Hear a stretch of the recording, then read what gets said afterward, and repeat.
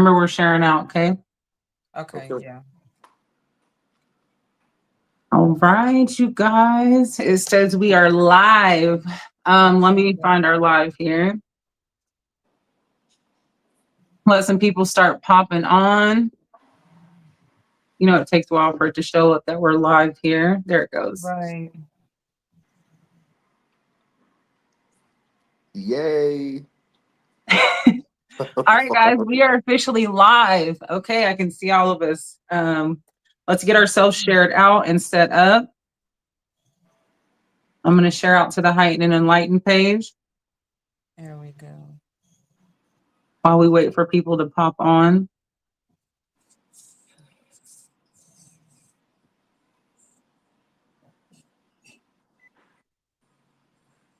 Pop on.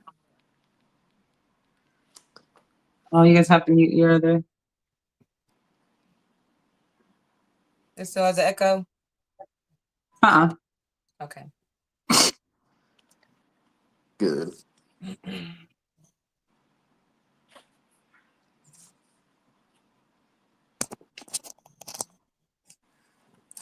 Can you guys still hear me?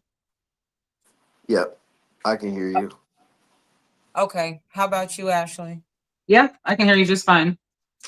Okay. Good to go. All right. Once some people get to rolling in.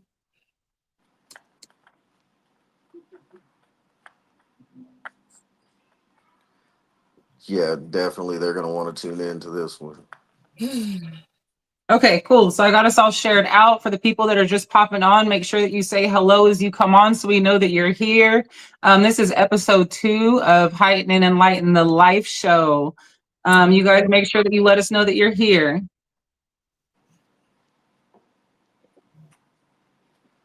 Hello, everybody, to everyone who's coming in. Hello, hello.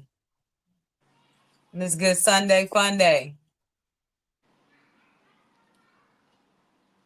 It actually turned out to be a pretty nice day. Sun's starting to peak a little bit. It's Hey, great. there they go. Yep. Okay. I'm Hello, starting to see everybody. everybody pop on.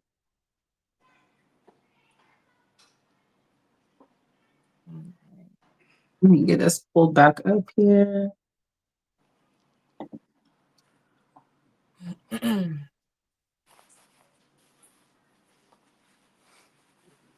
Oh, I'm still signed into the business page. Let me go back over to my regular page. Okay, Okay. we see everybody Hi, popping on. Hey, you Rachel. guys. Hi, Hi, Rachel. Paul. Hi, it's Carrie. You guys, if you guys are just popping on, make sure that you at followers or at highlights in the comments and get us shared out so we can get as many people on here. Yes. Our conversation tonight is going to be full of depth. depth for Okay, sure. okay, Yes, okay. definitely. We're All going a right. lot deeper this week than we did last week. So, Oh, hello there, Miss Joyce. Hi, Miss Joyce. I put a miss on the front of every female's name, so whether you're young or old, you're gonna get the same respect.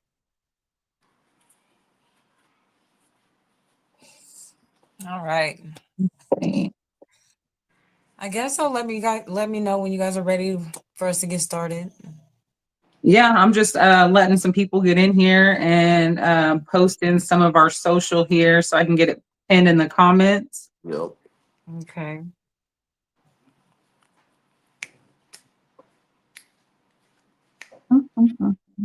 Oh, that took me over to our, so that is going to be our Facebook. Oh, it doesn't let me. It doesn't let me pin on this one. Oh, okay. It's okay though. Okay. How is everybody doing today? What's everybody up to on this beautiful Sunday? What's going on? Rainy and gloomy here, so I'm in Kansas City, just in case y'all forgot, and it is gloomy. Gloomy. It it was here for the first start of the day, but like I said, now it's actually not too bad. The sun's coming out. It's a little bit breezy, but I mean it's pretty nice. That's good. That's good. You know what's crazy is I don't even know where everybody's tapping in from tonight. You guys drop where you guys are tapping in and Yeah. listening from tonight. As Where a are you matter of guys fact, yeah, listening? let us know. Let us know so we can give y'all, you know what I'm saying, a shout out, rep your city. Right? Get my dad. Okay.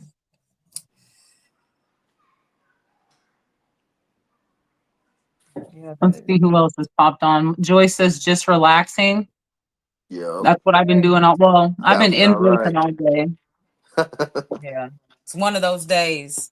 Yeah, Sundays are definitely. always chill and reset days for me. So, as I discussed on the last episode, Yeah. reset days. Where's Okay. everybody tapping in from tonight? Where you guys at? Kansas, Ohio, Mississippi, Texas. Where y'all at? All right. Okay. All right. Let me do this and then I will be ready. Hello, Pilar. How are you? Hi, Pilar. Hi, Pilar. Okay. I was just making sure I see our live everywhere. Go ahead and get started, Shalonda. All right. So, welcome to tonight's episode of Heightened and Enlightened, the live show. I am Shay. You have Ashley here. Wave, Ashley, say hey. Then we have Rolo here. Ashe. All right, you guys. And so we are coming to you tonight to bring something new, real stories from real people. You guys get to hear it all. So let me recap last week. Last week, before we get started, last week was introduction. We came on here. If you missed that episode, please go back and you can rewatch it. We always do the replay. You can find it on the Heightened and Enlightened page or any one of our pages, though. So either way, you can go catch that. But that was really an introduction to just, give you guys a feel of us and to let you guys know what we're out here trying to do. So now this episode, we taking it back, way back, because one thing that I have noticed, and Rolo and Ashley, maybe, you guys might have the same experiences or not, but I have noticed that being on this healing journey, you got to find the root cause. And 9 times out of 10, most causes they stem from things that happened to us in childhood. And as you heal, it actually helps when you go back and recognize those feelings, identify them, like accept them, because things that happened to us during childhood was not our fault. And there's nothing that we can do about it, So it's really like we just kind of go back and just try to walk through it and, figure things out. And that's what us 3 have been doing together. So tonight, we're going to do that with y'all. And tonight, we're going to touch on childhood trauma and what it looks like, how to identify it, and most importantly, how to get through it. Because we all struggle with certain things that didn't go our way in childhood. So, it's time that we talk about that as a collective, because you guys are not alone. You're not by yourself. So you got us here with you. So, hey, y'all, let's dig into it. All right. So before we start getting too far into it, I do want you guys to know, as the audience, we want you guys to engage. You guys are more than welcome to ask any questions that you have along the way. We do ask that you're just respectful with your questions, and know that, we might not always see the same way you guys do. Our point of views might be different, and it's okay to agree to disagree and still move forward. We don't want any of our views or opinions to make you feel like you can't be here, or for it to be offensive. We all come from different paths in life, different walks in life, and so our views and our visions are different.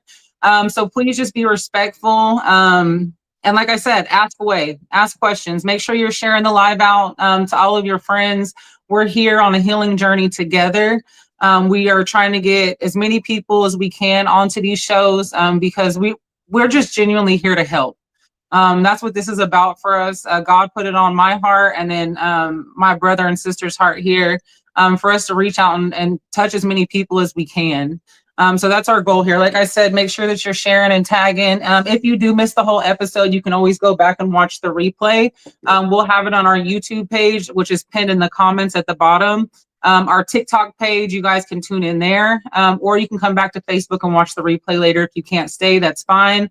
Like I said, ask as many questions as you can. We want to hear your input about maybe the childhood trauma that you went through, what you're doing to heal from that childhood trauma, or are you healing from that childhood trauma, or do you have the correct outlets? So with that being said, I will go ahead and pass it over to Rolo, and you can kick us off. All right. Well, with a lot of us, most of our trauma stems from a very young age. Some people have a hard time identifying that. So our mission is to help you identify those stages, and not necessarily at childhood, but for the vast majority of us, a lot of it starts at childhood. So we want to start there and work our way up so we can make sure that we're healing properly. You can't just start right where you are. You have to start from the beginning. Otherwise, you're not going to be able to heal the way you need to. So we start at childhood. We try to make sure that we get all of that figured out, and then we move into teenage years, adult years, and we go from there. Our mission is to give you pointers that helped us be able to move forward and get to where we are today.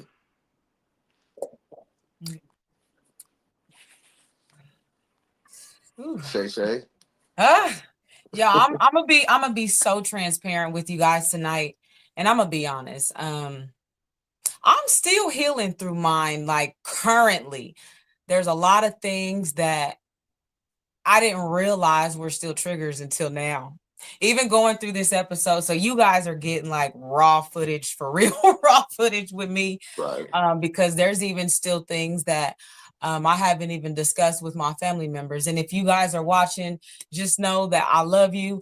I'm okay. We gonna get through this, but nothing that I say on here is going to be a direct blow to no one, because one thing that I have learned dealing with my own childhood trauma and different children's childhood traumas, like each individual is different,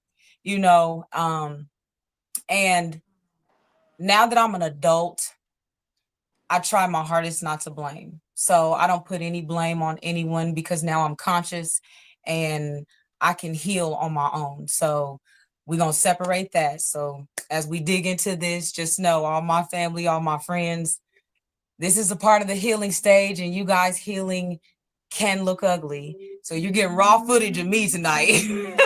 Right. Yeah. And that's I okay. guess I'll say that the reason childhood trauma stands out to me as a topic, and the reason why I really wanted to do this topic is because it wasn't until I was an adult that I realized that so much of my childhood trauma really shaped the woman that I was, and not in a positive way. I feel like the childhood trauma that I went through growing up, it really put me on a path that I didn't have to take. But at that time, I didn't know that there was a different way to get around it, you guys. And I did drop a question in the comments. That's for the audience, you guys watching. If you guys can just take one second to answer that, just in one word, how would you describe your inner child today? And Shay and Rolo, if you guys could think about that, and let's kind of elaborate on that question, like, if you could describe yourself in one word, today, your inner child, what would it be? Because, I can say that I'm 37 years old now, and I don't think that I fully healed from my childhood trauma. That's how deep some of it runs sometimes. And I don't even think that we realize that it runs that deep until you get into certain situations that trigger you or bring back that trauma. Hi, Michelle. Or bring back that trauma from when you were a child. And it could be like a small situation, like somebody yelling at you, and it triggers like that abusive parent or that abusive family member that yelled at you all the time, or, being in a situation that's not even that traumatic. It could be something small, like somebody at work says something and it triggers you just because you've heard it so many times as a child, or telling an adult, like, I knew you were going to grow up to be like your dad, and you heard that your whole life, and, it triggers you to the core. Hey, Ashley. Your walls are still up. Yeah. And that's very common. It is very, very Very common. common. That's very common with childhood trauma. Yeah. I can definitely say that my walls are still up when it comes to certain situations, and even through healing, like you guys, um, I think that we think sometimes that we're more healed than we really are. And Mhm. then, like I said, you get into those situations with people or like people around you or situations around you, and you realize like I'm really not as healed as I thought I was. You react in a way that shows that inner child, that trauma that you went through. Yeah. I agree wholeheartedly. Um, and a lot of the time, the biggest problem for us is identifying it in the first place. You know what I mean? Because we don't always know. A lot we bury it down so far that sometimes we don't even realize that we're having issues with what's going on right now because of what we had to deal with in the past. And so we need to be able to identify those things in order for us to be able to fix them moving forward. It took us a lot of trauma to end up where we are now. So it's going to take us a while to heal all that trauma. And for most of us, we have children. We don't want to pass that trauma that we endured down to them. That is one thing that I most definitely am adamant about is not passing that trauma down to my children because I don't want them to pass it down to theirs. Yeah. You know, I want them to be able to cope with things as they come rather than suppress them and act like they don't matter because they do. If I'm doing something wrong, I want them to explain. I want them to tell me how they feel. That way we can fix it rather than how I was raised. Like, no, you stay in a kid's place. You know what I mean? And like that, when what I felt was something that truly bothered me, it didn't really matter so much to our parents as it does to us as Yeah. parents.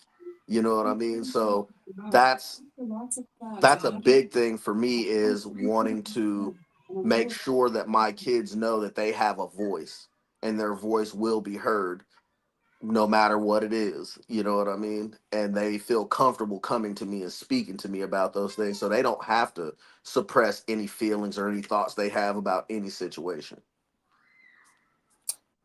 Yeah. I noticed how bad I'm gonna say how can I'm sorry, give me the words, God, give me the words. I identified my childhood trauma when I realized that it was hard for me to open up to a person and tell them that they hurt my feelings. Because as a kid, and being raised with all boys, even though I'm a female, I had the same order as my brothers, like chin up, chest out. Yep. There's no crying over here. I couldn't really be a little girl, and I grew up with that hard exterior. And it was like when my feelings would get hurt, I would result to anger.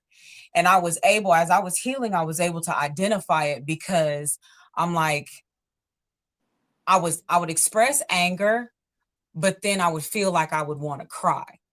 And Yeah. so as I'm healing, I'm like, well, you're not angry, you're sad. And it really took for me to break down those emotions separately for me to truly see, like, okay, it's manifesting in anger, but you really feel sad and your feelings are hurt. So Right. that right there is when I started digging deeper, like, okay, let me figure out what this is. You know what I'm saying? Let me figure out where this is stemming from. And then being a writer, I write a lot. That also, when you're writing and you're letting things flow, a lot comes to the surface. And so for me, that helped me identify what I was feeling because I was able to write it out and I was able to separate it. So that is how I identified that, okay, you got some major, childhood trauma that you really need to work out, because I didn't want that manifesting in my children either. Right. Yeah. Yeah. And it's funny that you say that because I feel like that in itself shows the kind of trauma that you've went through. And I think that we see it all too often that when we were kids, it was hard for us to identify the real feelings that we were feeling because we weren't allowed to feel those feelings. And I know me and you just recently had a conversation with all three of us on the phone. And I was telling you, like, it wasn't until I grew up and I realized that, my husband leaving home and knowing that he had to go somewhere for a couple of months I was sad, but that sadness would turn into anger. My son going away for the summertime, like I would be sad, but that sadness turned into anger. Like every emotion that I felt, it would always turn into anger because that's what I was programmed to think. Either you're happy or you're mad. There was no other emotion for you to feel as a child when we were raised. And a lot of the times, like that goes into like I would say physical, like when you're whooping a kid all the time too. Like when you get a lot of whoopings, and I know that's the old school way. I'm not knocking anybody's parenting skills or what you decide to do with your kids. Right. I'm not saying that you shouldn't whoop your kids and they should never be whooped. If you whoop them, hey, that's on you. I'm just saying, I believe that when you constantly beat a child, for feeling some type of way that you don't agree with, or them saying things that you don't agree with without being able to express how they're truly feeling, it makes them think that they always have to identify with anger. They Yep. always have to be angry. Everything that they say or do makes you angry. So now they need to be angry too. And it creates angry children. And honestly, like we got a lot of whoopings growing up. Okay. And that didn't stop nothing. I still went to prison. I still was a drug addict. I still did what I did. I still was an alcoholic. I still smoked weed every day. Like, and then when it got to the age where I was in my teenage years, we got so many whoopings. So I think that me and my brother would just be like, well, we're going to get in trouble anyway. So we might as well just go all out. Yeah. We've been home for away from home for 3-4 hours. We might have stay away for about 5 or 6 more because we're gonna get a whooping anyway. We're not scared of that no more. That whooping lasts for that long. Where with my son, I try to have conversations to where he understands like the disappointment that comes behind his actions. Like he understands like we could have done things differently, and I want you to think through this instead of like projecting the trauma that I went through as a kid on him. I try to show him like we can think through this. I'm not mad at you. I'm not angry. I don't want him to think that everything he does triggers me or makes me angry. Like I genuinely want him to know like, hey, okay, help me understand why you did what you did. Yeah. Exactly. And uh I think that's a lot of the issue that our generation has is we respond to our children in a similar fashion on how we were raised. And that's most people excuses. Well, I was raised getting whooping, so you know what I Yeah, mean? Okay, but you still did the stuff that you did. You know what I mean? Hmm. So clearly that method does not work. Kids are easy to teach. If you yeah, just sit them down and explain a situation to them, what's going to happen is one of two things. Either they're going to soak up the game that you're giving them or they're going to learn the hard way. That's it. You know what I mean? But beating them into submission is not how you do that. yeah. Because I'm going to tell Running you your right house off now, fear. and even yelling at them and screaming at them, none of that works. Because if you're yelling at me, I'm done listening to what you got to say. Yep. It's Yeah. conversation's over as far as I'm concerned. You know But what I mean? and it's So, crazy that you say that because us as adults, like if you start yelling at me, I'm going to shut down. But we expect right. for a child to listen still, and they can't Exactly. shut down, or they have to be in fear that if they do shut down or they show a different emotion than the one that you want out of them right then in that very second, that there's going to be a problem, and that's not okay. And it happens so often. And I think, like I said, I don't blame my parents or fault my parents for the way we were raised, but I think No. that genuinely that's all they knew. Yeah. Mhm. That's all they Like I knew. That's said, it. we teach our children what we were taught. You know what Yeah, I mean? And we have to be the ones to change that narrative. We have to, because Yeah. clearly it's not helping. You know what I mean? I feel like we can get a lot further with our children if we just sit them down and speak to them in a calm voice and be patient. They have to learn. They have to. We didn't yeah, learn everything right away, so why should we have that same expectations for our children to learn everything right now? Correct. We have to show some patience, and we have to have these talks. And once we do that, I feel like we're going to see way different results than what we showed when we were growing up. You know what I mean? Because, like, I had my daughter young. I had her when I had just turned 16 when she was born. So I tell her, we grew up together. I didn't know how to be a parent at 16 years old. I Yeah. thought uh, whooping you for everything you did was how you handled a child. And the fact of the matter is, it's not. You know what I mean? It has the opposite effect. You know what I'm saying? And then what they'll do is, as they get older, they'll start keeping things from you and Yeah. lying to you in fear of what's going to happen if they tell Yep. you exactly what's going on. I don't want that. I want you to feel Mhm. safe enough to come to be like, hey, dad, this is what happened. You know what I Yeah. mean? And we help each Yeah. other figure it out rather than you hide it from me and then end up making matters worse than what they really need to be. Correct. My biggest thing when it comes to just making sure I break those um generational cycles, I don't like to call them curses, they're cycles. But my Right. biggest thing with breaking that with my children is understanding that communication is like very important. And I try my hardest to listen to understand them. Like, and it gets hard as a parent, it gets hard as a parent, but when my children are speaking to me, even during the hard moments, I'm going to be honest, I always think about what I needed when I was their age. And that's what helps me listen. Because when I was young, I didn't necessarily have the safe space to really verbalize, my feelings and my dreams Yeah. and my wishes, and it is what it is. Like we say, our parents only gave us what they knew. So it is what it is, but I didn't have that safe space. So for me as a parent, breaking that, I want to be able to be that safe space that I needed, So that Mhm. is like Yeah. how I kind of make sure that I don't bleed over into them. I try to create the safe space that I needed. Yeah.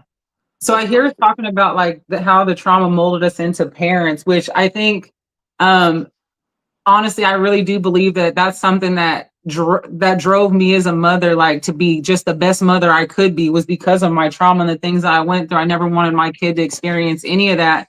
But thinking back, like when did you guys even really start to realize that you had a lot of healing to do from your childhood trauma? Like what age do you feel like that hit you to where you started to really think about, I really went through that. Like I really went through that and I really made it through that. And now I need to get through it so I can be a better person for my kids.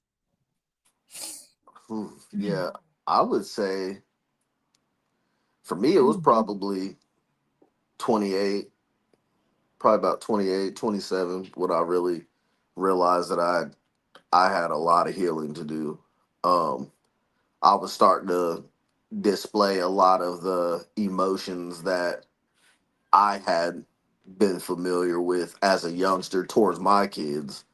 Um, not not really interested in anything they were talking about.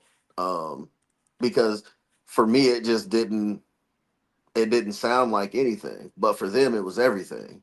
You know what I mean? And feeling like they're not being heard. So when I ask them what's wrong, they're like nothing.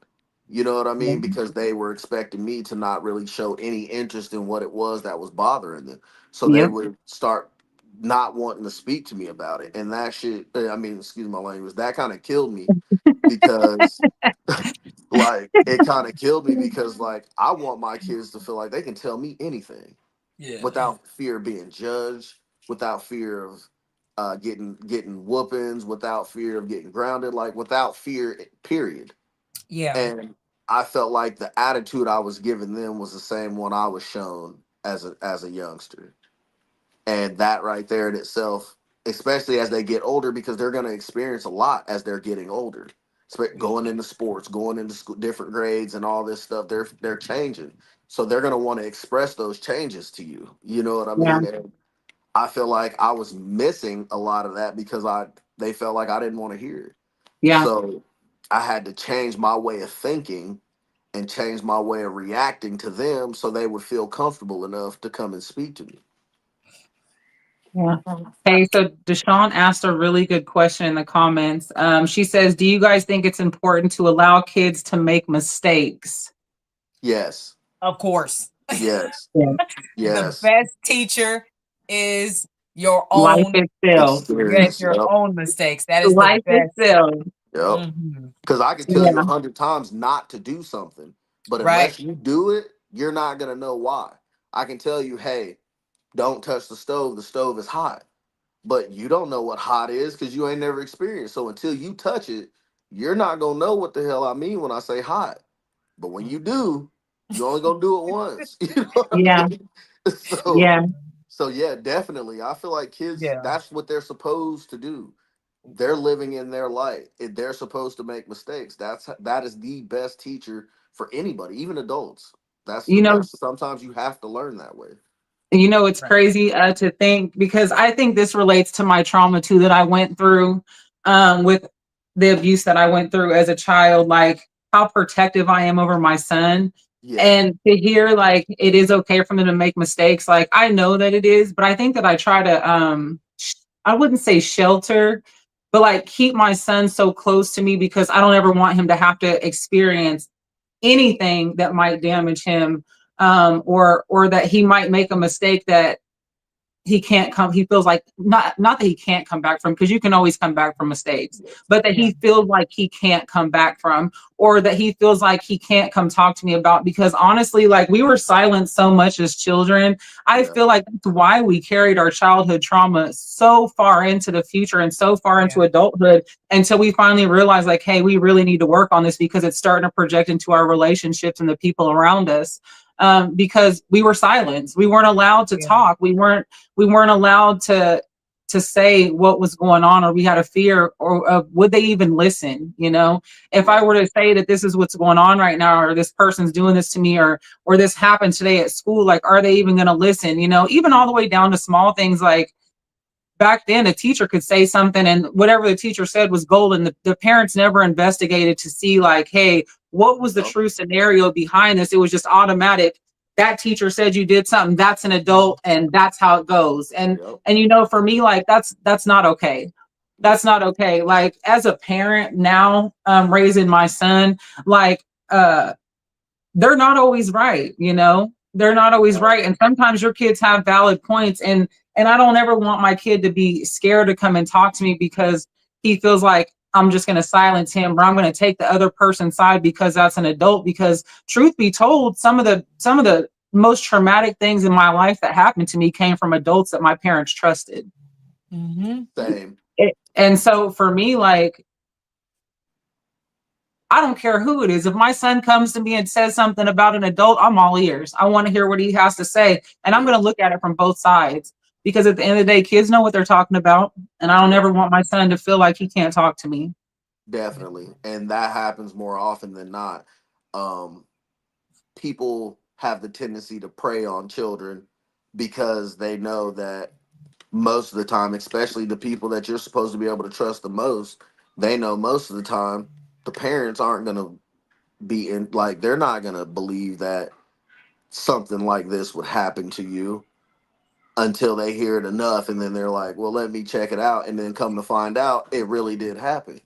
Yeah. So we need to stop doing that as parents. If our children come to us and say something, we need to really look into what it is they're talking about the first time rather than the 100th time.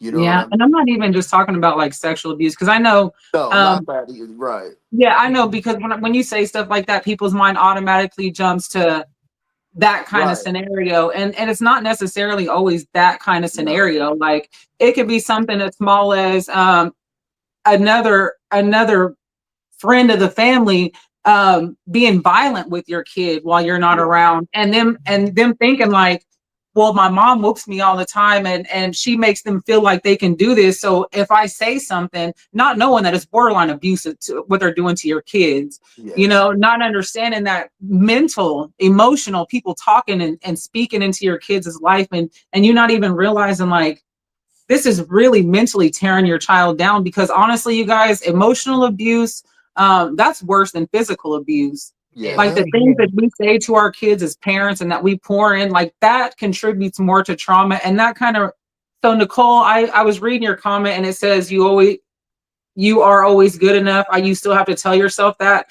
I Yeah. believe that thoughts like that, when you have to speak that kind of stuff to yourself, that comes from your parents speaking negative to you, and telling you that you weren't good enough, or making you feel like you weren't good enough. And for me, like that sticks with kids longer than you hitting them. Words hurt. Words hurt really, really bad. So That's as the most parents and as traumatic adults, part I are think the that we things you really need to be say. Yeah. careful. Yeah. Yeah. I agree wholeheartedly with everything you said because that And really Nicole, is you are good enough. definitely good enough. And And Oh, go Sorry, ahead. go My ahead, bad. Shalonda. Go ahead, sis.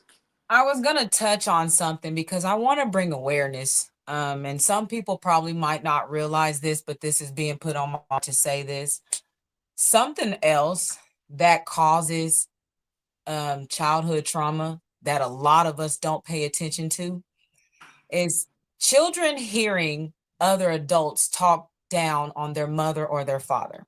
Oh my Yeah. gosh. That is Say like that. Yes, really Say big. That's that. for really huge. And sure. I'm really big on that because I've never bashed my kids' fathers in Say front of that. them. Yep. And I remember growing up hearing family members talking trash on my parents.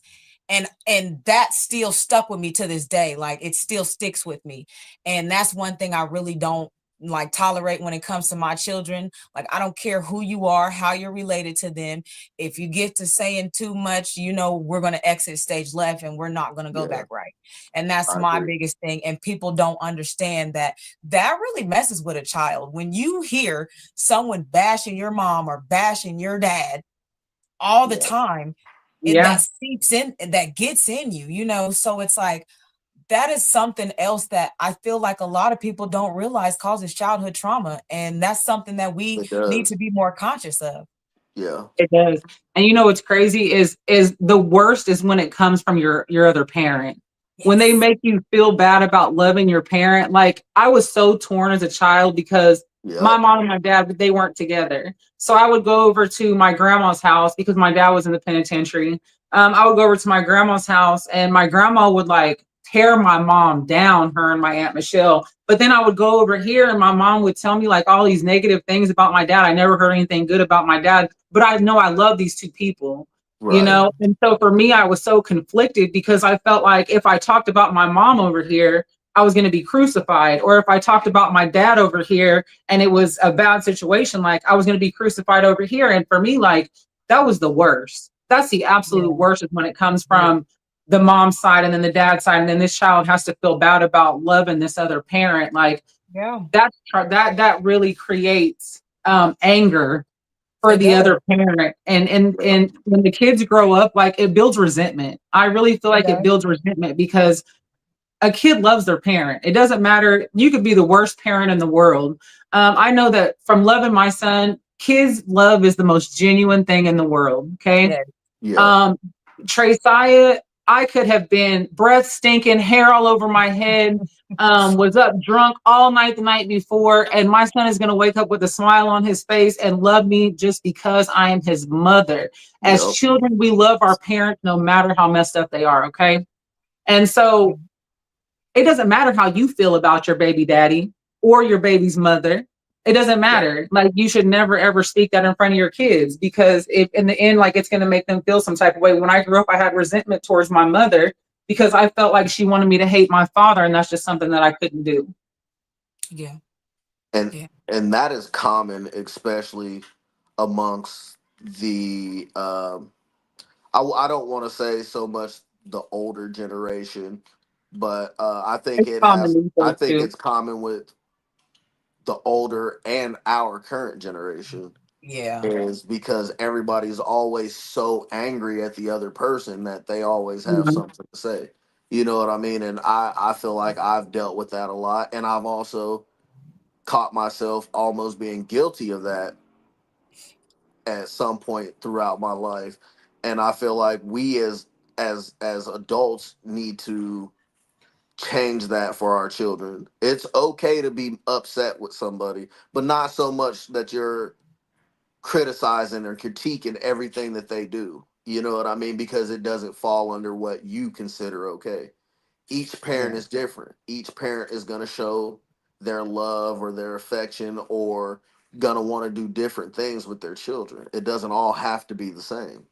Um, so we need to try and change the way we co-parent. Like it's okay to have an open line of communication. Like, hey, yo, just a heads up, I'm not really cool with that. I understand that's what you wanted to do, but cool. And if that person rejects what you have to say, then it's still okay. You know what I mean? But as long as you make yourself heard in a proper manner, it's fine. Yeah. And another thing that really bothers me a lot too is when young boys are told to stop crying or stop whining, or Oh, Oh you know speak yes. what I on mean? it.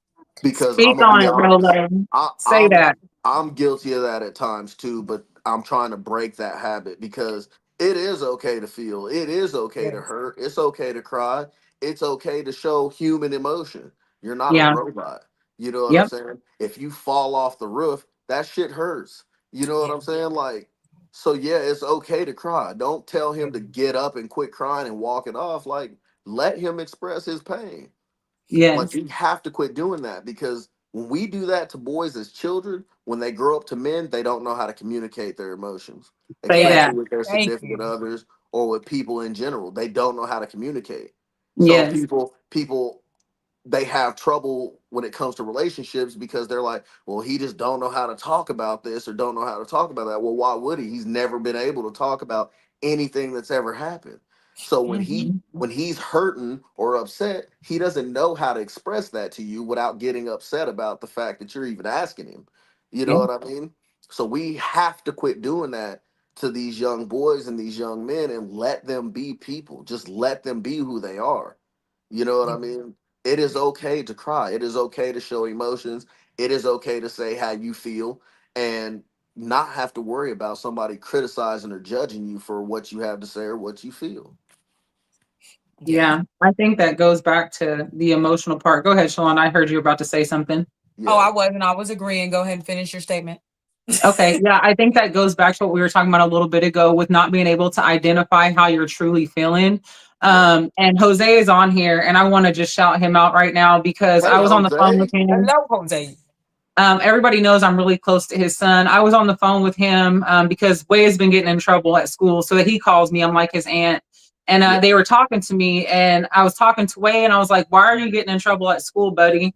And he looked at me. He said, "I just get really overstimulated." Oh, Yes. that was For yeah. That's him to be as young as he is and be able to identify like I'm overstimulated and so it's making me shut down in school, like Yeah. it touched me in a different kind of way because we would have never been able to say that as a kid. We would right. have No. never been able to express that to not just our parents, but any adult in this world that we were overstimulated. Because even if we knew what overstimulated meant, they would have just swore like, you don't even know what that means. You don't even Yep. need to be Yeah. saying words like that. Like we Exactly. weren't allowed to be educated enough to know what we were feeling. And I feel like you were saying, Rolo, with men, like they're really not able to feel those emotions or speak on those emotions. So, like you said, when they get grown, they don't even know how to tell you what they're feeling because they can't identify with the correct feelings. Yeah. It's because they weren't taught that as children. They were taught like you're not allowed to feel that way. Men aren't supposed to cry. Men are absolutely supposed to cry. Yeah. Period. Yeah. Period. And that was a lot of my trouble too as a youngster, especially in my early teenage years and like till about I was until probably until about 25, 26. I had a hard time talking to people about anything like that. I didn't want to discuss it. You know what I mean? Because a lot of men, especially when you try to talk to one of your partners, a lot of them be like, "Oh, bro, you tripping, you soft." You know what I'm saying? That's not Yes. Yep. soft. That's It's just me not soft. telling. That's just me trying to express to you my problem, and you just writing it off like it ain't nothing. Well, you have to quit doing that because then when I go back to my home and my spouses are like, "What's wrong?" I don't know how to communicate what's wrong with me in fear that you're going to say something crazy to me, and then I'm going to get upset. You know what I'm saying? And like, so we have to change the narrative when it comes to that because a lot of men have a lot to say, and they need to stop dismissing what these men have to say. They just need to stop doing it. Like, it's not okay. That's why it's important to go back to childhood because, like Yes. you said, a lot of these men don't know how to express themselves because they weren't able to express themselves as children, and I Yeah. pay attention to that. And my biggest thing of keeping, these cycles away is especially with my sons. I try my hardest to listen, and it gets hard, especially with one of them, because I got 2 out of 2, two ones that make me proud, and two other ones that make me loud. So, Yeah. but Definitely. my biggest thing is just trying to listen to them, like, you know, and it gets hard, like as a parent, because it's like we went through stuff as a kid, but then now that we're adults, it's like as a parent, you have to continuously remember what it was like when you were a child. Because Yes. that's how you break it. You know, if you're only thinking from your lens, like I'm the adult, I'm the grown up, you're not going to break the cycle.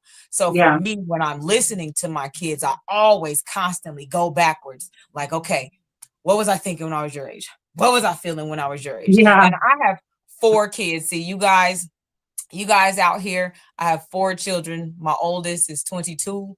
I have one 16. I have one 14. Then I have an 8-year-old. So you guys can only imagine how my brain has to work all these Yeah. times I'm jumping through all these different phases of life. Definitely. But it's worth it though, Yeah. because the smiles on their faces and how we get along and how we communicate, it's worth it. Like, I don't care. I'll take it. You know, I'll jump in any time frame I need to understand them better, you know. And so that's kind of what I go through with them. Like, just Yeah. keeping that in the forefront. Like, okay, these little boys, my sons, need a mother to listen, because if I'm the one that judges them and won't listen, then they're going to take this baggage into their relationship. So I definitely try to cut that out with especially my boys. Definitely. And to Yeah. touch on what Ashley was saying about Jose's son, correct? Yeah. Um, Where? Mhm. him saying he's overstimulated in school, it listen, this is my opinion. Children are not meant to sit in classrooms for that long all day. They're not. They're just not. They're People are not. not designed to be boxed in, sitting inside warehouses or offices or classrooms all day. Period. We are that is not who we are. You are pulling us out of our natural element, turning us into robots, and some of us have the ability to fight against that. Yeah. Like that's for a whole nother subject, but that was Right. just my opinion on that.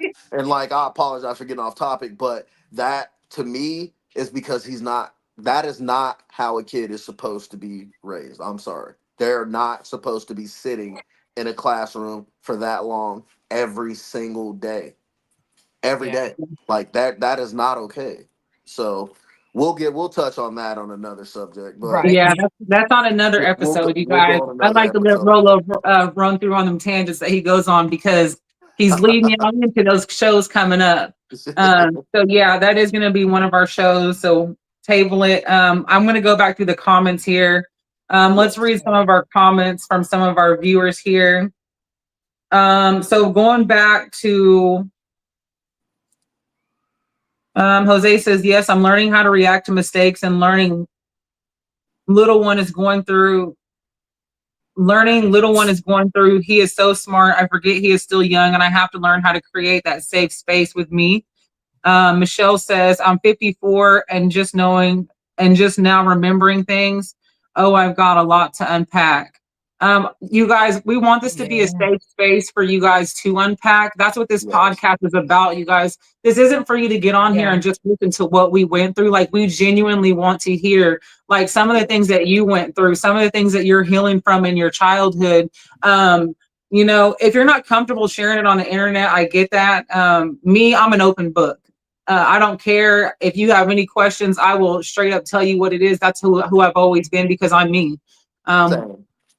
whether you love it, either you love me or you hate me. Those are the two options that you have. And I feel like as long as I'm an open book and I'm honest with myself and the other people in front of me, then it is what it is. So Michelle, if you're comfortable talking about that here on this platform, you're more than welcome to put in the comments and see if there might be something that we can identify with or even help you through. Kimberly says the verbal abuse, little MFers, just the small negative words talking to your kids. Yeah, I don't call my Yeah. son out of his name. No. I don't And call they him hold the anything but most his name. impact. I will Because admit that I used to. I will admit that I will, tell the truth. I used to because I grew up hearing foul language. I mean, my mama used to cuss like a sailor. yeah, So Yeah. I had to work through that because I feel like for me, I do feel like it was borderline verbally abusive. Now, I didn't call them like dumb or stupid or nothing like that. Like, I No. didn't tear down their self-esteem, but cussing at them, that is what I grew up hearing. So I did emulate it. And it really took for me to catch I catch myself now. But I had to work on that myself. I did. I had to work on that. Yeah. And Yeah, I just want to. unpacking all that as an adult is it's tough because a lot of the times we don't want to face what we went through. Like we just don't. You know what I It's Yeah, mean? hard. Especially because it's like you said, it's rough. It's hard. Like it's hard to admit to yourself that these things happened. You know what I mean? And once you do finally tap into it, it can be a roller coaster ride. But as you start to deal with it and face it, it starts to feel better. You start to feel lighter. You start to feel like, well, you start to know that everything's going to be okay. Yeah. Everything's going to be okay. And the fact that we know that there's other people out here who dealt with similar situations, it makes it a lot easier to have these conversations because it's hard to speak to somebody who's never experienced the same thing as you have. You know what I Yeah. mean? So that's another reason why I feel blessed to have the people in my life that I do because we all share a lot of the same experiences. No yeah, matter what demographic we come from, we share a lot of the same things. So it makes it a little bit easier going forward to be able to heal from that Yeah. because you have people around you who are on that same wavelength as you and they're trying to do the same thing and you're all doing it together. It's a blessing. Yeah. yeah. Jose asked, so how do you help them express when they haven't been shown how to express? I can take this one or somebody else can, and not just pop it back to me because I do have something to Go say ahead, too. Chris. Okay, so I feel like for me, I didn't even know how to express because of what I went through as a child, into an adult, into my first marriage, into every step until I became a mother. I didn't know how to express. And when my son was little, I vowed to myself that I would raise him to be everything that I wasn't, and never put him through anything that I went through. And so I honestly learned how to teach Trey Sia how to express himself from Becca. Becca was like the babysitter, basically. She was more than the babysitter. She was like Trey Sia's aunt. She was around for Trey Sia his whole life. And me watching her with any kid that was around her, and pulling them to the side and saying, hey, now why would you do that? Think about it. What could you have done differently? And seeing that and the reaction that she got, because I'm not gonna lie, from the age of like 2 to 4 with Trey Saya, I didn't know what was going on. I think I cried in the corner with him for days sometimes because I couldn't understand like why he was so all over the place, not understanding that he was just being a little boy. That's what little boys are. They're rowdy, they're Yep. rough, they want to be up jumping off furniture and tables, and at school Yeah. walking across the lunch table, because that's the kind of stuff he was doing in kindergarten. But allowing him to finally sit down one on one and ask him, what made you do that? Yeah. Giving him the space to think through what he was thinking, his feelings, his emotions right then in that very second, and then making him know that it's okay to express that to me. And not only that, but letting him know that when he tells me the truth, I appreciate that. I Yes. appreciate that. Thank you. Because, we used to lie to our parents so much in fear of getting in trouble. But we were Yes. never worried about getting in trouble for lying. So with me, I've always made it a point to tell my son, like, thank you for not lying to me. I appreciate you telling me the truth. Now let's move forward. Yep. And so it gave him that safe space to feel like he could open up and express himself, even if he wasn't shown from anybody else, or I was never shown from anybody else how to allow my child to open up and express themselves. Like, I had to teach myself as a parent, like I had to slow down and step outside of my emotions and my feelings and understand that this is a human. This is a Yep. little human being that is only doing what he's been taught to do, because kids only do what you teach them. Yep. They only do what you teach them. You can say all day long, do as I say and not as I do, but a kid is going to do as you do. They're Yep. Yeah. mimicking everything they see in their household, outside of their household, and in the people that you pour into them and allow to pour into your children. If you want your kids to express themselves, give them the space to express themselves, and then take a step back from your feelings, and let them be comfortable doing that. And I agree with all of that. Like I really do. Um, and it's hard because like, I'm primarily a girl dad, so it's a little bit different for me. But I think that kind of goes with both male and female. Like you have to let them know that it is okay to come to you with anything. You know what I mean? They have to know that you're that safe place for them. Yeah. Um, because when I was a kid, I didn't want to tell my mom nothing. You know what I'm saying? I didn't want to tell her nothing. My But dad's on here. Hi, Dad. what's up, Pop? Where's Shay? Is she Okay, frozen? I think so. Um, So She what I goes, what I want to do for my boys is, and my girls too. Um, I want to be the example of what it is to be a person who knows how to communicate properly, who knows how to stay dedicated and committed to whatever it is they're going to do, and to be able to be open and honest and direct with anybody you speak to, not just your parents, but people in general. I want you to be that same way with anybody you encounter, yeah, because if you don't, a lot Excuse of me, people I'm will sorry, walk. A guys. I'm lot having of people will technical try to walk difficulties. over you. So you have to let it be known that you're not that person. You know what I mean? Because I dealt with that a lot as a youngster too, not wanting to really say much and just kind of letting things go with the flow. And then once I got older, I realized, nah, that's not happening. You know what I yeah, mean? I'm gonna say what I mean and mean what I say, and we're gonna do what we gotta do. And that's how I want my boys and my girls to be. My girls are a little bit better about that because listen, they go hard in the paint. My boys are a little bit different. You know what I'm saying? For real, my boys are they're a little bit different. So hopefully I can get it to where all my kids are like that. But I feel like we all should be that way. You know what I mean? Yeah. It helps with the healing process because now you don't have to worry about those little cuts or them little digs from other people or yeah. society in general. You know what I mean?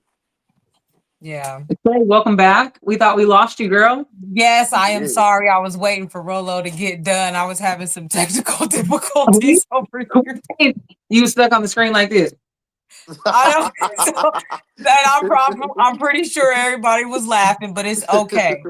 But you guys, I want to bring light to this comment. First, I want to say hello to my big cousin that's on here, Miss Deborah G. Hey, cousin D.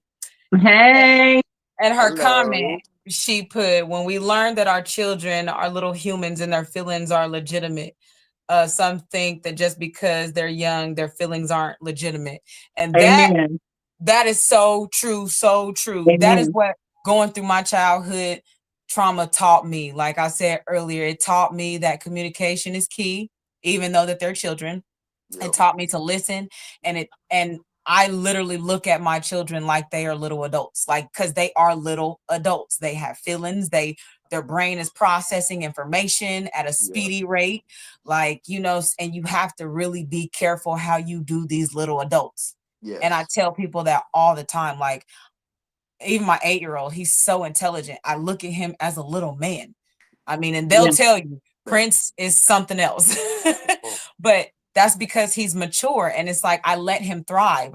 I let him live in his greatness. And I didn't know that before, because I yeah. had a kid young too, at 16 as well.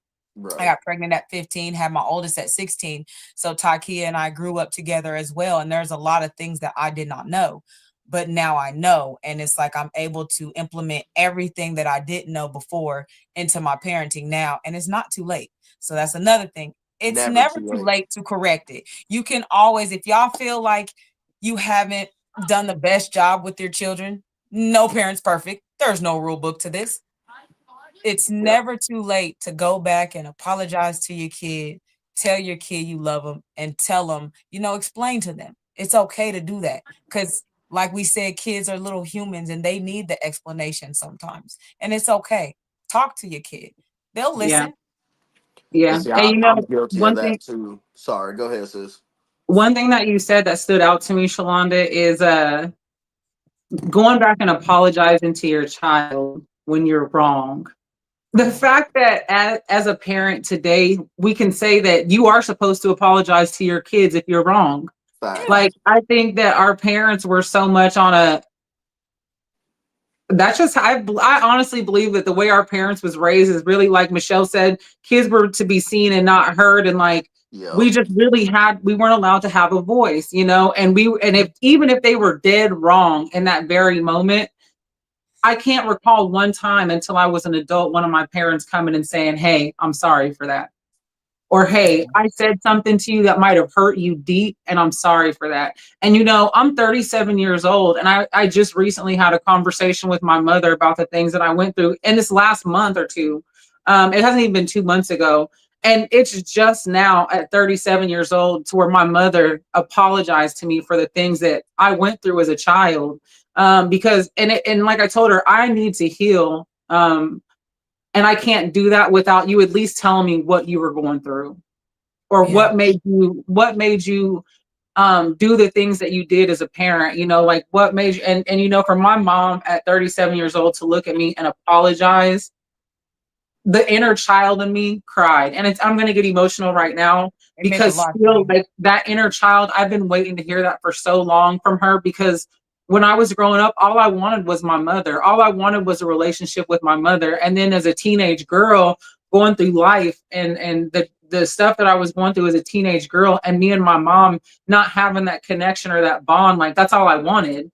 And I felt like until she could say, "Hey, I messed up," or "I was going through this," because at this point, it's not even about saying, "Hey, I messed up." It's not even about apologizing. Right. It's about helping me as a woman understand, like, what were you truly going through, so that I can understand, like, okay, that makes sense, and to have that conversation with her now at 37 years old, you guys, it pushed me into a different stage of healing that I can't explain.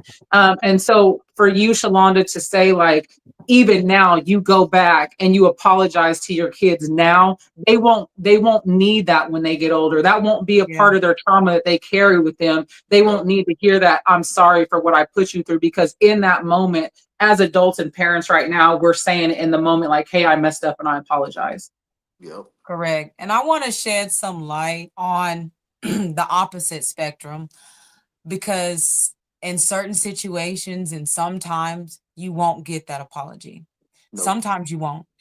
And I want to tell all those people that have not gotten their apology, or, some situations your parent might transition and you don't get it. Either way it go, I want you to know that's okay too. Um, that's okay. You're still able to heal. Yep. It's still possible. Yep. Sometimes you gotta, with that situation, you gotta learn how to just forgive.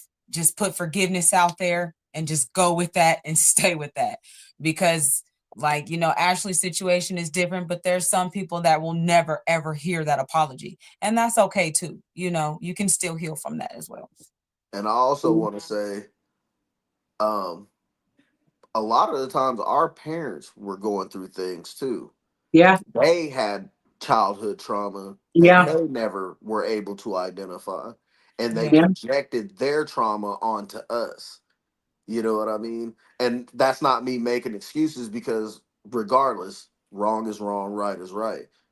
Yeah. But like, I went through a lot with my mom too, and I'm not gonna get too deep into it, but like, my mom was a drug addict. You know what I mean? And as far as I'm concerned, what I dealt with her, that wasn't my mom. You Yeah. know what I mean? But my mom had the courage and the strength to come and be like, I'm sorry for all those years that I wasn't your mom. You know Yeah. what I mean? Yeah. And I understand and I accept that. You know Yeah. what I mean? I accept that, because I totally understand. No, I've never fought with addiction. I mean, but I still understand, Yeah. because addiction comes in many different ways. It doesn't have to be drugs. It doesn't have to be, you know what I mean? But our parents too are also in their healing process. You know Yeah. what I mean? Even at their big age, they're in their healing process, because there's Yeah. a lot of stuff that they had to go through and endure to get where they are. You know Yeah. what I mean? And I'm not gonna make light of the fact that I was a badass kid. Like, you Right. know what I'm Yeah. saying? So like, Yeah. It was a lot too. of the stuff I got, I probably had coming, but I'm just saying, like, You Yeah. know what I'm saying? You didn't have to do it that hard, but like, so they were going through things too, and they didn't know how to react to what we were doing. So that was how they were taught. They try to pass that on to us, but we're going to be the ones who change how we handle situations like that with our kids moving forward. Yeah. And you know what, Rolo? My dad was a drug addict too, and he was in and out of prison for most of the time when I was a kid. Yeah, And I feel like, for me being a girl, I just wanted my dad, and I feel like when he got out, my dad was on drugs, and he spent so much time apologizing yeah, because I spent so much time pushing him away because I was angry because I loved him. You know what I mean? And like I said, back to that again, I was never taught healthy emotions or how to identify those emotions. And so I spent so much time being angry instead of just saying, I missed you. You know what I mean? Yeah. yeah, Because we weren't taught those healthy emotions. That's a part of the trauma that follows us into those teen years. And especially for girls, when girls hit puberty, when we hit about 12, 13 years old, and we start flowing, we go through a whole different cycle of Yeah. life, Those and we hormones. need, yeah, it's terrible. Okay. And we need like a solid outlet to where we can express ourselves and not have to feel like we're a burden on somebody. And I feel like you're never going to get that from anybody like you're going to get that from your father. A Yeah. girl and her dad, like, you're never going to get that. And I feel like a lot of the decisions that I made in life when it came to men was because of the anger that I had for my father. Yeah. And then it wasn't until I got grown and I started to realize, like, why should he have to keep apologizing when he's done nothing but show me, even in his absence, every time he was around, I knew my dad loved me yeah, without a doubt. Yeah. No question in my mind. Like, that was one, I knew that he loved his kids no matter what he was doing, whether he was high, whether he was drunk, whether he was out running the streets, he loved his kids. Okay. Because Yeah. he would be drunk and fall right up to that quick shop where he seen me walking out of and come kiss me in my mouth as a grown woman. Okay. Hmm. yeah. And tell me I love you because that's my dad. And Period. Yeah. so, but I spent so much time being angry because that's the only emotion I knew how to identify with. I didn't know that I was sad. I didn't know that I was hurt. I was just angry, and I just wanted to be angry, and I wanted him to be angry and hurt too. Yeah. Yeah. Hurt people hurt people. They That do. is so That's true. that's just how it is. And like, in order for us to stop that, we have to fix us. That We is have very to true. fix us. We can't continue to treat everybody the way we were treated, because we know that we were not treated correctly. We were Correct. not treated fairly. But we're still strong enough and powerful enough to change that. And that's exactly what we did. That's exactly what we did. You know Yeah. what I mean? And yes, we may still be on our healing journey, but who we were is not who we are. Where we Yeah. came from isn't where we're going. Yeah. You know what I It's mean? not where it ends. It's not. Right. And we have to forgive those and forgive ourselves and move forward and make sure that we show our kids love and affection and attention, and tell them that they're amazing and Yeah. be proud of everything they do, because that's all the things that we wanted when we were younger. You know Yeah. what I mean? I would have loved to hear my mom say, "I'm proud of you," as Yeah. a kid. You know what I mean?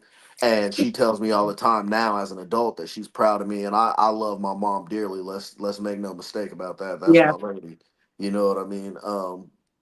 But as children, or as adults now, us, we need to be the ones who tell our children from the time they're born till the time they're 140 years old that we're proud of them for everything they do, no matter Yeah. how large or how small the achievement is.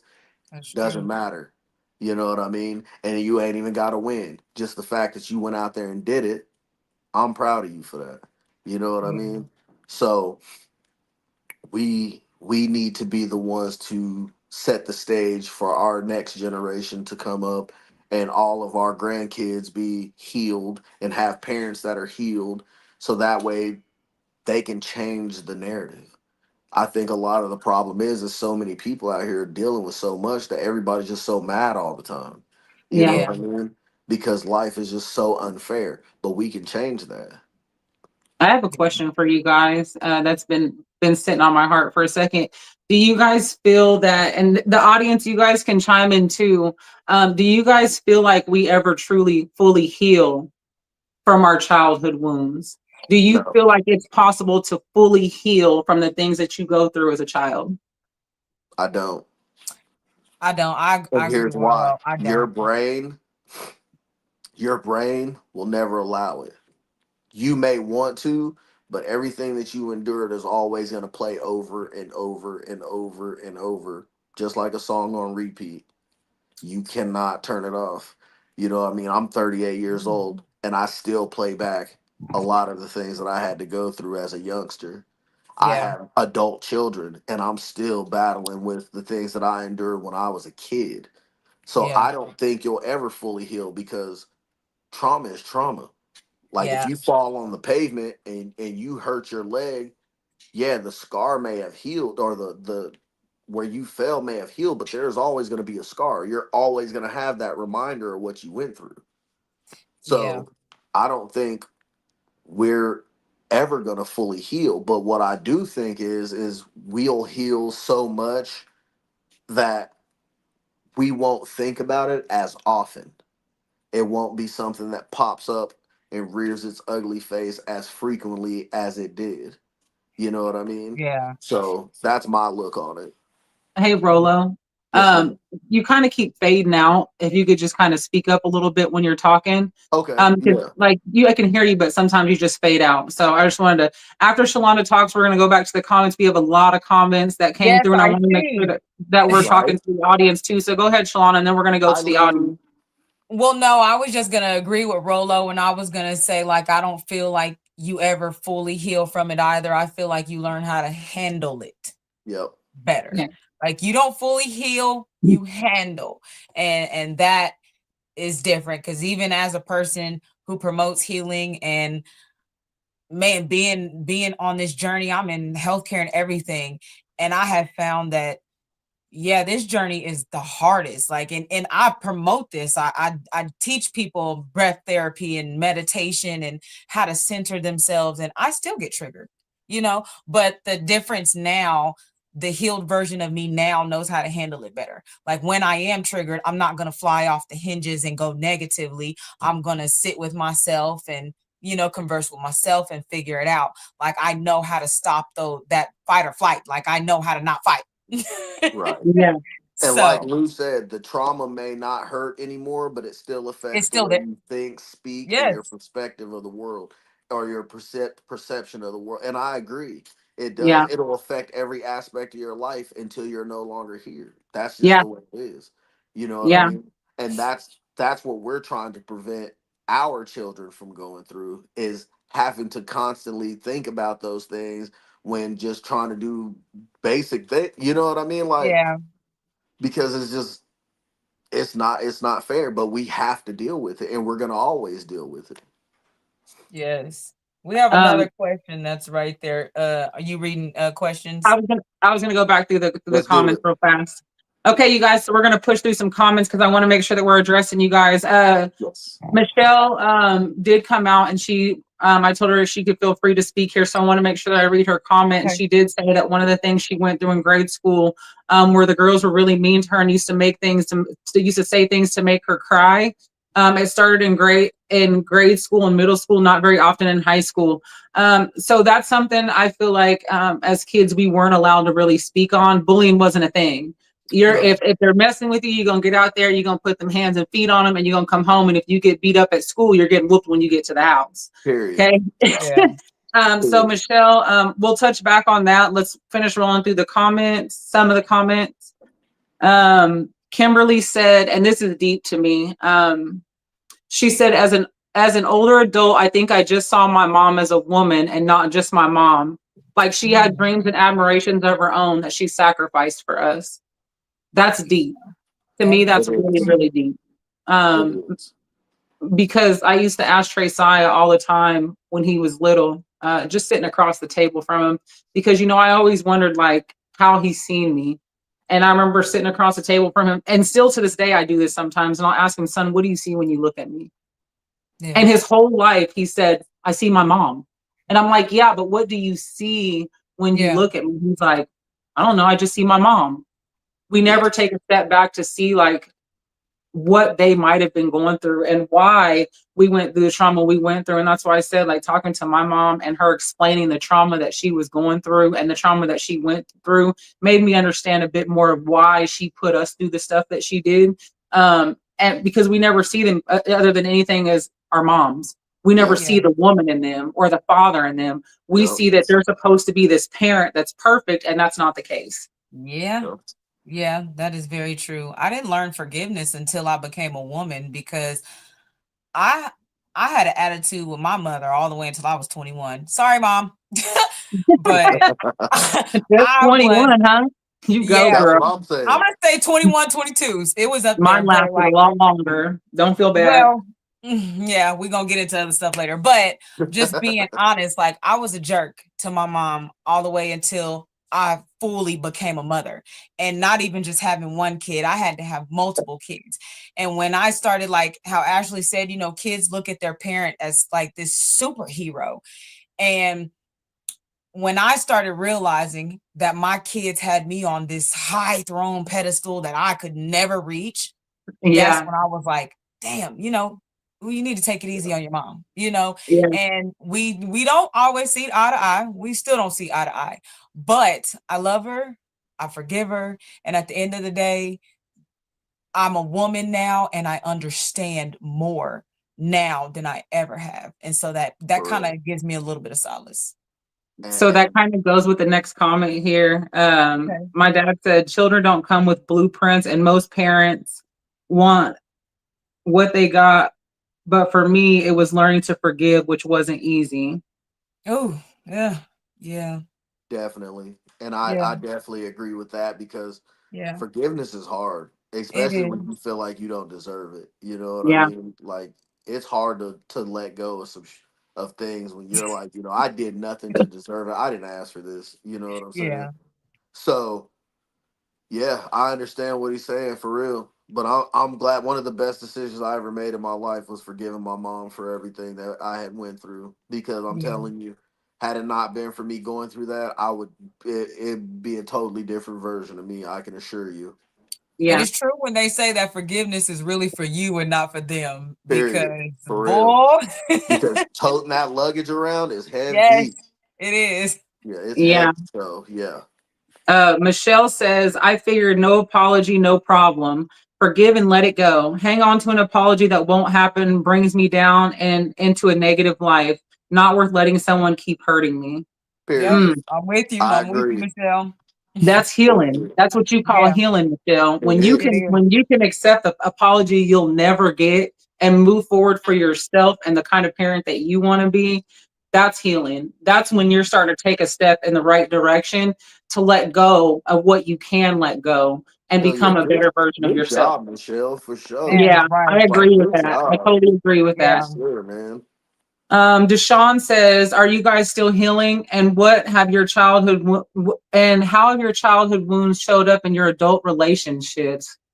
Mm, Mhm. Not being okay. able to communicate properly with my significant others. That Yeah, that was always, and even prior to us just not being able to communicate. I didn't know yeah, how to speak uh without getting angry about everything. You know what I mean? yeah. So yeah, that's how it that's how it showed up for me, is just not being able to communicate. For me, I would say that it showed up a lot in the men that I chose to be with and the relationships that I chose to stay in because I didn't have a positive role model of what it was like for a man to properly be there in your life. And so for me, I just wanted that feeling from a man. I just wanted to feel Yeah. that love from a man that I felt like I should have got from my dad, not understanding that my dad loved me.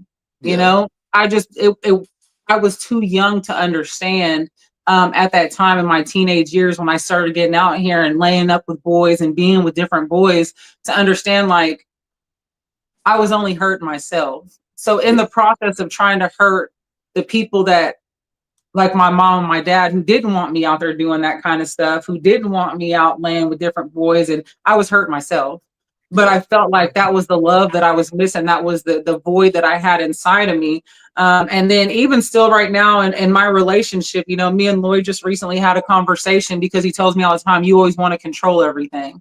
That in itself comes from my childhood and the trauma that I went through as a child and having to control everything at such a young age. You know, I was 7 when Brianna was born. And I had the role of a full-time mother put on me at 7 years old because my mom, she was out doing we grew up in the party era, okay?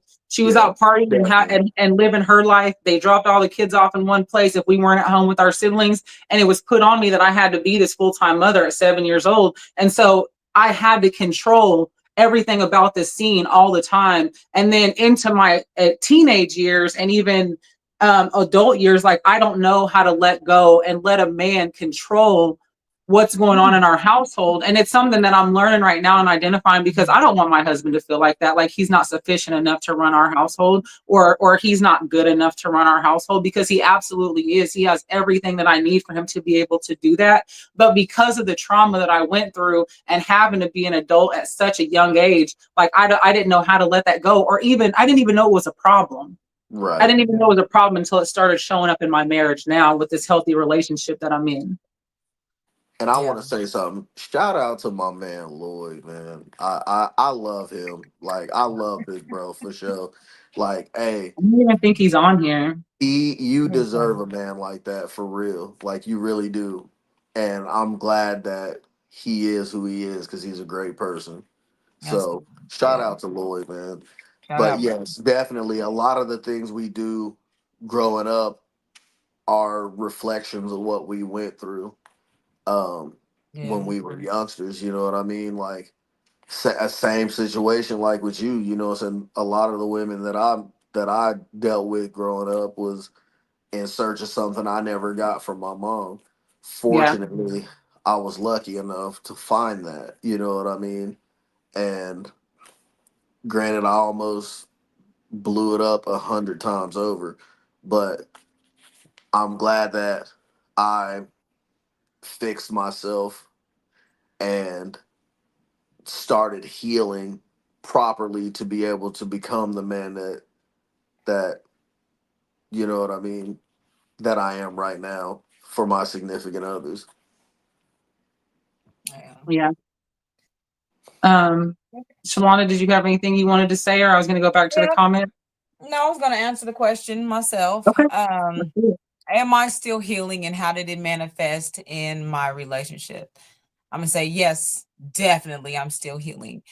And how it manifested in my current relationships is it manifested as detachment. I Mm, recognize, because I moved around a lot growing up. Yeah. And my father was in prison. My mom, was doing her thing, like taking care of all of us. So I had a lot of people in and out of my life. Yeah. And that fear of abandonment like caused me to I'll detach quick. Like I can detach before you even abandon me. Like let me feel like you're getting ready to leave and I'm good. I'm a runner. I was a runner. And now as I'm healing and I'm in a 3-year relationship with someone that it's great and I want to stay. So it's like yeah.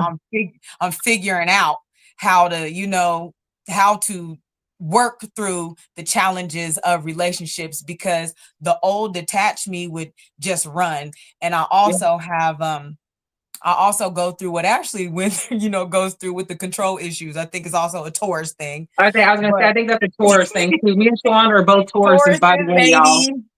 but but I went through that because I'm also the only girl, and there's 5 of us. So I was the nurturer, the caretaker, all that. My brothers still look to me like a mother Yeah. figure. They So do. I've always been that rock. And so for me, it was very hard to not only stay with someone and trust them to lead, but it was hard to even just think about handing those reins over. So for me, that's how it manifested. And when I started wanting people in my life and I felt like I was running them off, that's when I was like, okay, you need to switch up, because how you're thinking is not working. So yeah, that's how it manifested with me. And see, I want to touch on that too because I'm still learning how to lead my family properly. I never had any real male figures to really teach me how to do that. I had Yeah. to learn as I go type situation. You know what I mean? Um, most of the men that were in my life were they were all hustlers. You know what I mean? So that for the longest time, that's the only thing I knew how to do. But I developed skills in other areas to help me do something greater than what I was shown.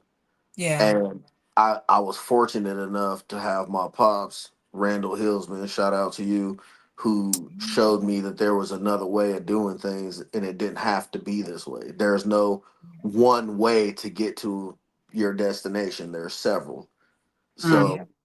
So I'm still trying to do this without ruling with the iron fist, you know what I mean? Because listen, they rough, but anyways, so I'm still trying to figure out how to do this, and it's not hard. It's not, Yeah. you know what I mean? Because when you're a natural born leader, you pick up on it quickly. You Yeah. know what I mean? You know how to listen to the universe, and it'll tell you exactly which way you need to go. You just have to you have to be willing to listen. And Yeah. being aggressive and being hostile, chest all puffed out, that ain't how you do it. You know what I mean? That's not how you do it. You Yeah. can lead with gentleness and simplicity and compassion and all those things and get to that same destination. Yeah. So I'm gonna go back to the comments. I do want to say one thing before we go back to the comments, though. I feel like we all talked about how it manifested negatively in our lives. But let me just put this out there and say that the trauma that I went through as a child manifested in a positive way in the type of mother that I am to my child. Period. If I could say that there is one, and not only, I'm not even going to say one, because let me tell you something. Childhood trauma was learning how to be out in the streets, survive, and survival mode. That was trauma in itself because at a certain age, the streets were raising me because Yep. that's where I chose to be at, was in the streets. Yeah. In return, you could put me anywhere on the map with $2 in my pocket, and by the next time you see me, I'm gonna be on. Oh And God. And so the childhood trauma, it didn't just manifest negative things in my life. It manifested the woman that I am today. And I don't regret any battle wound, any scar from my childhood. Yeah, I do wish that some things didn't happen to me as a child. And at a Yep. younger age, I didn't understand why it was happening to me or why would God let me go through this. I went through a very angry phase with God because I used to feel like if there was a God, why would he let me go through this as a child? Yep. Not understanding that that was a part of my walk in life. That was a part of what God had for me. God yeah. needed me to go through every step of that to become the woman that I am today, to be able to be sitting here on this platform sharing what I got with you Yep. guys today. So Yeah. don't Definitely. think that childhood trauma, the things that you go through, is just going to manifest all these negative things in your life. It's a part of who you're going to be. When you finally Right. get to a point where you start healing, it'll all make sense, and you'll start to see like why these things were good for you in the end, or why this might have helped in the long run. And you'll start to see and you'll start to appreciate. I tell my parents right now today, I appreciate you for everything you did do and everything you didn't do, baby, because Yeah. everything you For didn't real. do is what made me that hustler to make me want to get up and know that nobody's going to give you anything for free in this world. You got to get up and go get it yourself. Hell Yeah. yeah. Yep. Yep. So you gotta grind. You gotta get You got out to there get and out get it. here. It ain't You gonna got to come get to out you. here. And I'm gonna tell you right now, anything worth having ain't gonna come easy. Yeah. Not Right. gonna come easy. You're gonna deal with some ups and downs. You have to, or you won't appreciate it. You know what I Right. mean? And you'll for some reason people are under the impression that they're owed that when they're not owed anything. You know what I'm saying? Mhm. You either make it happen or watch it happen. That's it. Okay. So Hal Taylor, which is Shalonda's pop. Hey, Oh, shout out I to love. Hal. I'm so happy to finally meet you. I'm her Hey, bestie. what up, I'm Pop? Ashley. Can't wait to meet you in person. Okay. Hey, Um, brother. okay, so he says that's applicable to the saying that you can forgive but never forget. It's a discipline that one have to obtain to move forward. Ooh, yeah. Agreed. See, Papa's Oh, always okay, that dropping one some has to jewels. obtain to move forward. Agreed. Yeah. He's Agreed. always dropping jewels. He's been giving me a lot of jewels. He's a wise man. See, look, And I, he's I got watching a from couple YouTube, brothers. so his Sorry. comments don't show up on Facebook. They'll only show up over here. Okay, so Okay. yeah, I can't see those. See, Yeah, I still got a couple brothers who are stuck in neutral because they're unable to forgive and forget what happened. You know, yep, Yeah, not necessarily forget, but forgive what happened to you. You had no control right, over that. You know what I right, mean? Like you have to let it go in order for yeah, you to be able to move forward. If you're trying to run and I'm holding you by your shirt, you ain't going nowhere. yeah, right, You know what I mean? But as soon as you be like, let go, and I let go, you're gonna be free to move about how you need to. And I right, need I need them to understand that. Like you had no control over the things that happened in your life as a child. yep, That was right. yep, not your fault at all. Yep. But also understand you may not get the answers that you want. And that's okay. You can still do what you need to do to be able to move forward and become anything you want to be. I Yeah. need to You say, know, I need to highlight something that you just said, Rolo, because I think a lot of people that are healing need to hear that the stuff that you went through as a child is not your fault. Not your no, fault. Yeah. The abuse that you might have went through, the whatever it was that you went through, the bullying, the whatever it was, the trauma that you went through, it's not your fault. Okay, no, so if you're holding on to it and thinking that you did something to put yourself in a position where you weren't good enough or you deserve that type of behavior, you absolutely did not deserve that type of behavior, and it is not your fault. And you need to at stop all. thinking that way right now and forgive yourself because it's not your fault. That's Yeah. baggage you shouldn't have to carry because it was not your fault. You Yeah, didn't Yeah. it make that definitely was not mess, your fault. therefore but you didn't make the mess, but you have to be willing to clean it up Yeah, Right. for the benefit of you and your Right. future generations. So yes, like she said, it is not your fault. You didn't make those decisions; they were made for you. So forgive, move forward. Right. I yeah. don't like the term forgive and forget because, like we No, established, you I'll don't never really forget. forget. no, Yeah, hell you'll no, never No. forget. no. But like Rolo said, forgive and move forward because Yeah, that's Yes, really what it is. And you yes, can't move forward until you learn forgiveness. yep, Not saying that you need to run to the other person and, hey, I forgive you, but you have to no, find a way to have oh forgiveness no, within your heart. You have to find a way to say, okay, and the forgiveness for you is finding peace. That's yep, really what it equals out to. It's you finding peace, saying, this is not me. This just happened to me. And yep, that's important to tell yourself all the time. Because I tell myself that all the time because I've been through it so much. I tell myself constantly, every AM when I rise, I look in the mirror and I look and I say, this, what happened to you was not you. That's something yes, that happened to you. It's yep, separate. You can heal from that. You can move from that. And you are wonderfully made. And I feel like everybody should tell themselves that. If you're struggling, period, just tell yeah. yourself that. yeah, And I yeah. and I want to say something real quick. Lou Ann's on here said my trauma helped me realize what my purpose is in Oh, life. I was gonna Um, touch on that baby Yes, girl. yes, for those yes. of you that don't know, Lou Ann is my oldest daughter. Growing up, there was a lot of situations. Her mom had got in trouble for dating me, and I was a ward of the state, so I wasn't around for a lot of her life because I was a youngster. I was out here living my best life and being negligent to her, and that didn't mean I didn't love her. I just didn't know how to show it Yeah, until I finally was like, you know what?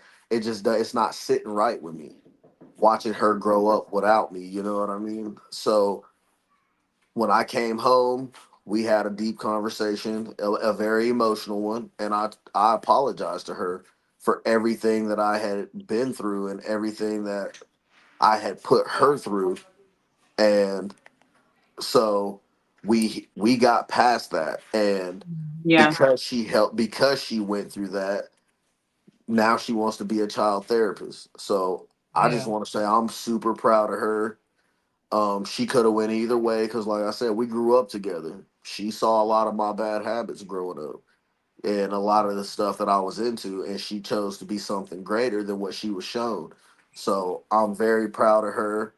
Um, and I apologize for what I put her through. Oh, And I love her more than anything in this world. And Oh, baby girl, so, you're gonna be amazing at what you do. I guarantee it. amen. yeah, Amen. yes. Accept and receive that, Lou. You have an amazing father.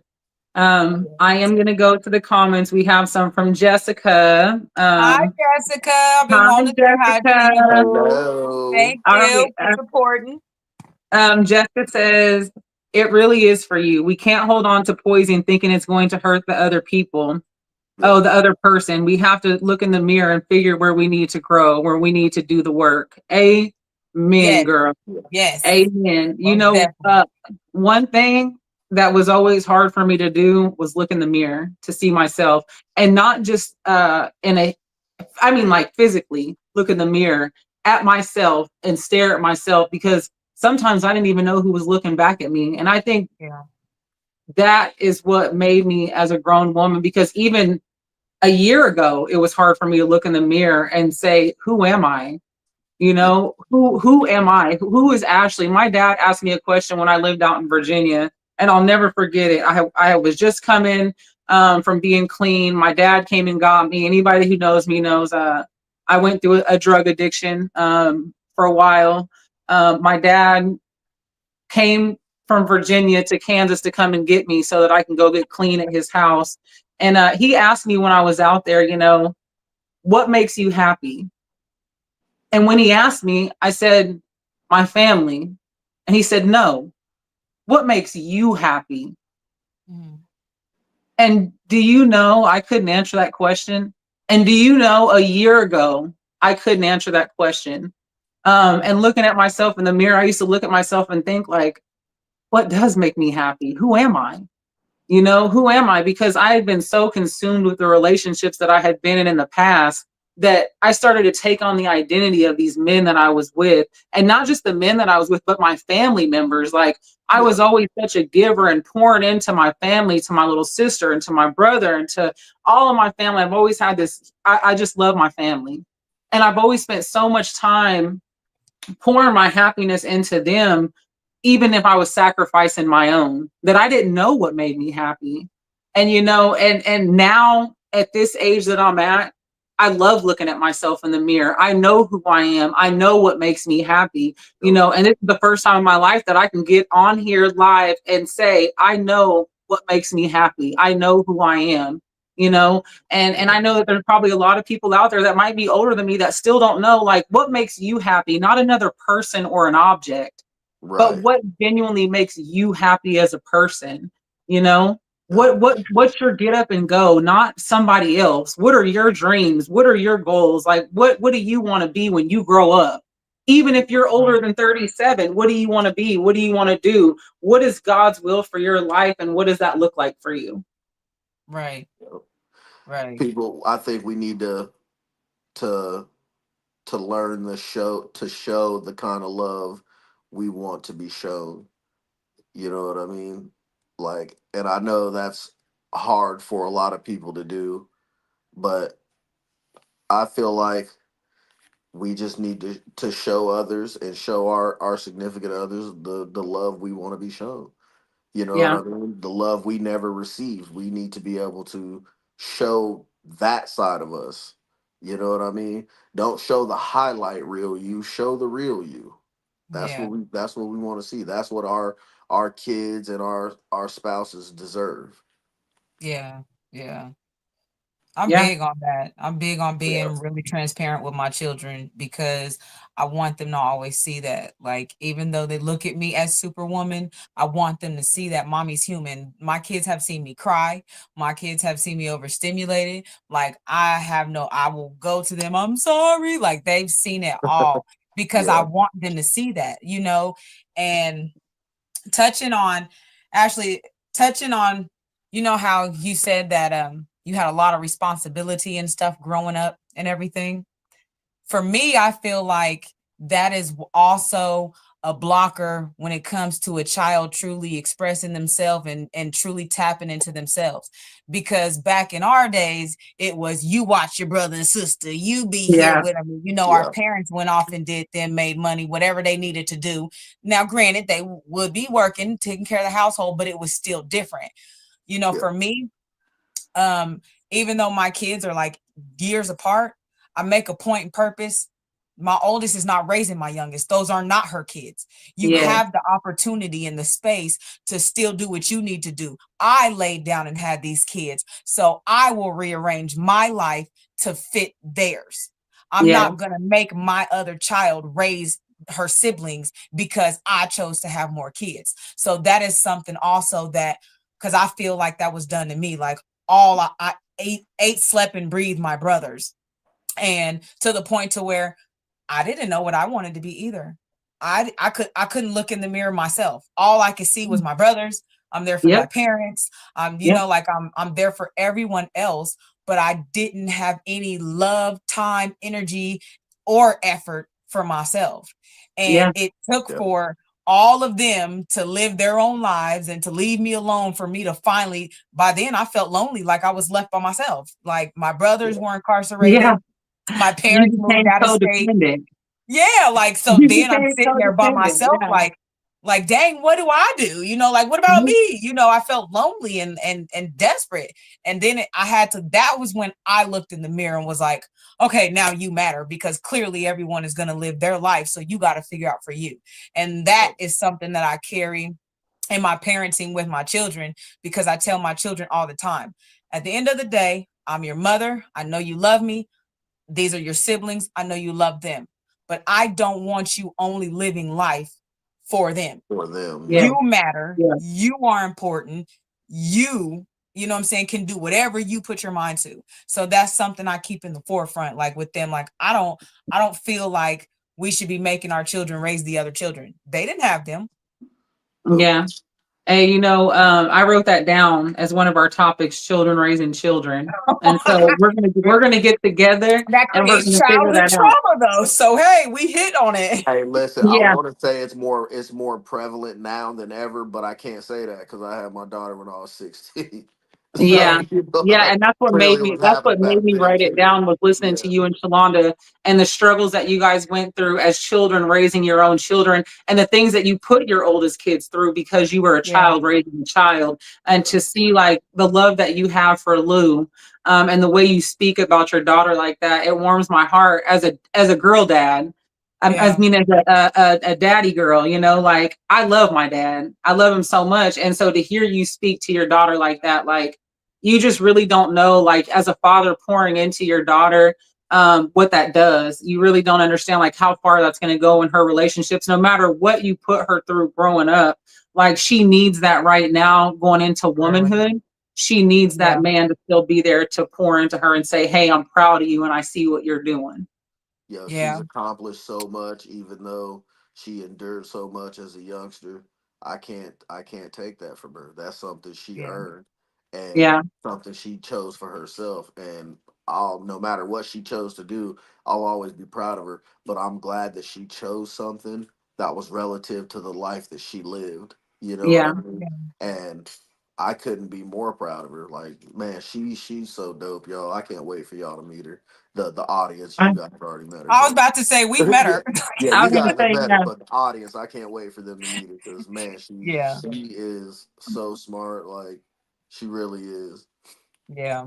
That just goes to show that no matter how old you are, you always gonna need your parents. Like, and it is at what it is at the end of the day. I'm very independent. I'm super independent. I'm proud of myself for how independent I am in life. But I Yeah, still need my parents. I still yeah, need my dad. I got two dads. I got two awesome dads. But I got a dad that made me and a dad that raised me. But I still need both of them. I still need my mom. Yeah. There's things that I face in life that I want to talk to them about, like, to hear their insight. Sometimes I don't, but sometimes I do. Yeah. And I just Still keep to that in this mind. day. Huh? yeah. Still to this day. Sometimes I don't be one to hear that. Okay. Right. I For mean, but real. at the end of the day, you still need them, and, Yeah, and, and I keep that in the forefront now that I'm a mother. Like, Hey, no matter how old your kids get, they still gonna need you. They're Yeah, still oh, gonna Yeah. need to hear those yeah. words. I'm proud of you. I love you. I apologize. All that stuff still matters. All that. I Yeah. love my mama. I'm a mama's boy. I'm not even gonna lie. Like my mama is everything to me, and like I said, I forgive everything she did and everything she Yeah. didn't do because she was young too. You know what I'm saying? My mom had me when she was 16. So, Yeah. So you I know have a what I mean? question, Rolo, Yeah. because I listen to you and I Yeah. hear like, um, your mom was a lot like it sounds like how my dad was, like the hustler, go getter, a Yep. drug addict out here in the streets, like showing Yep. you all the wrong ways to live.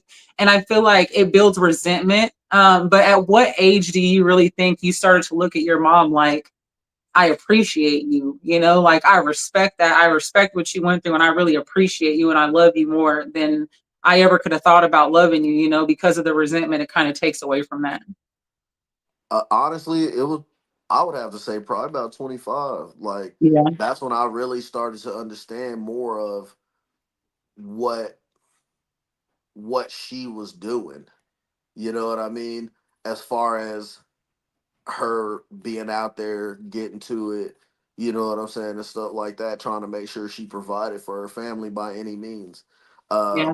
and listen, I'm gonna tell anybody, I'm not an advocate in no way, shape, or form for the hustling activities or anything like that. But listen, whatever you got to do to make sure your family is taken care of, I commend you, and I'll never criticize you for that because this society was not designed for us to be successful.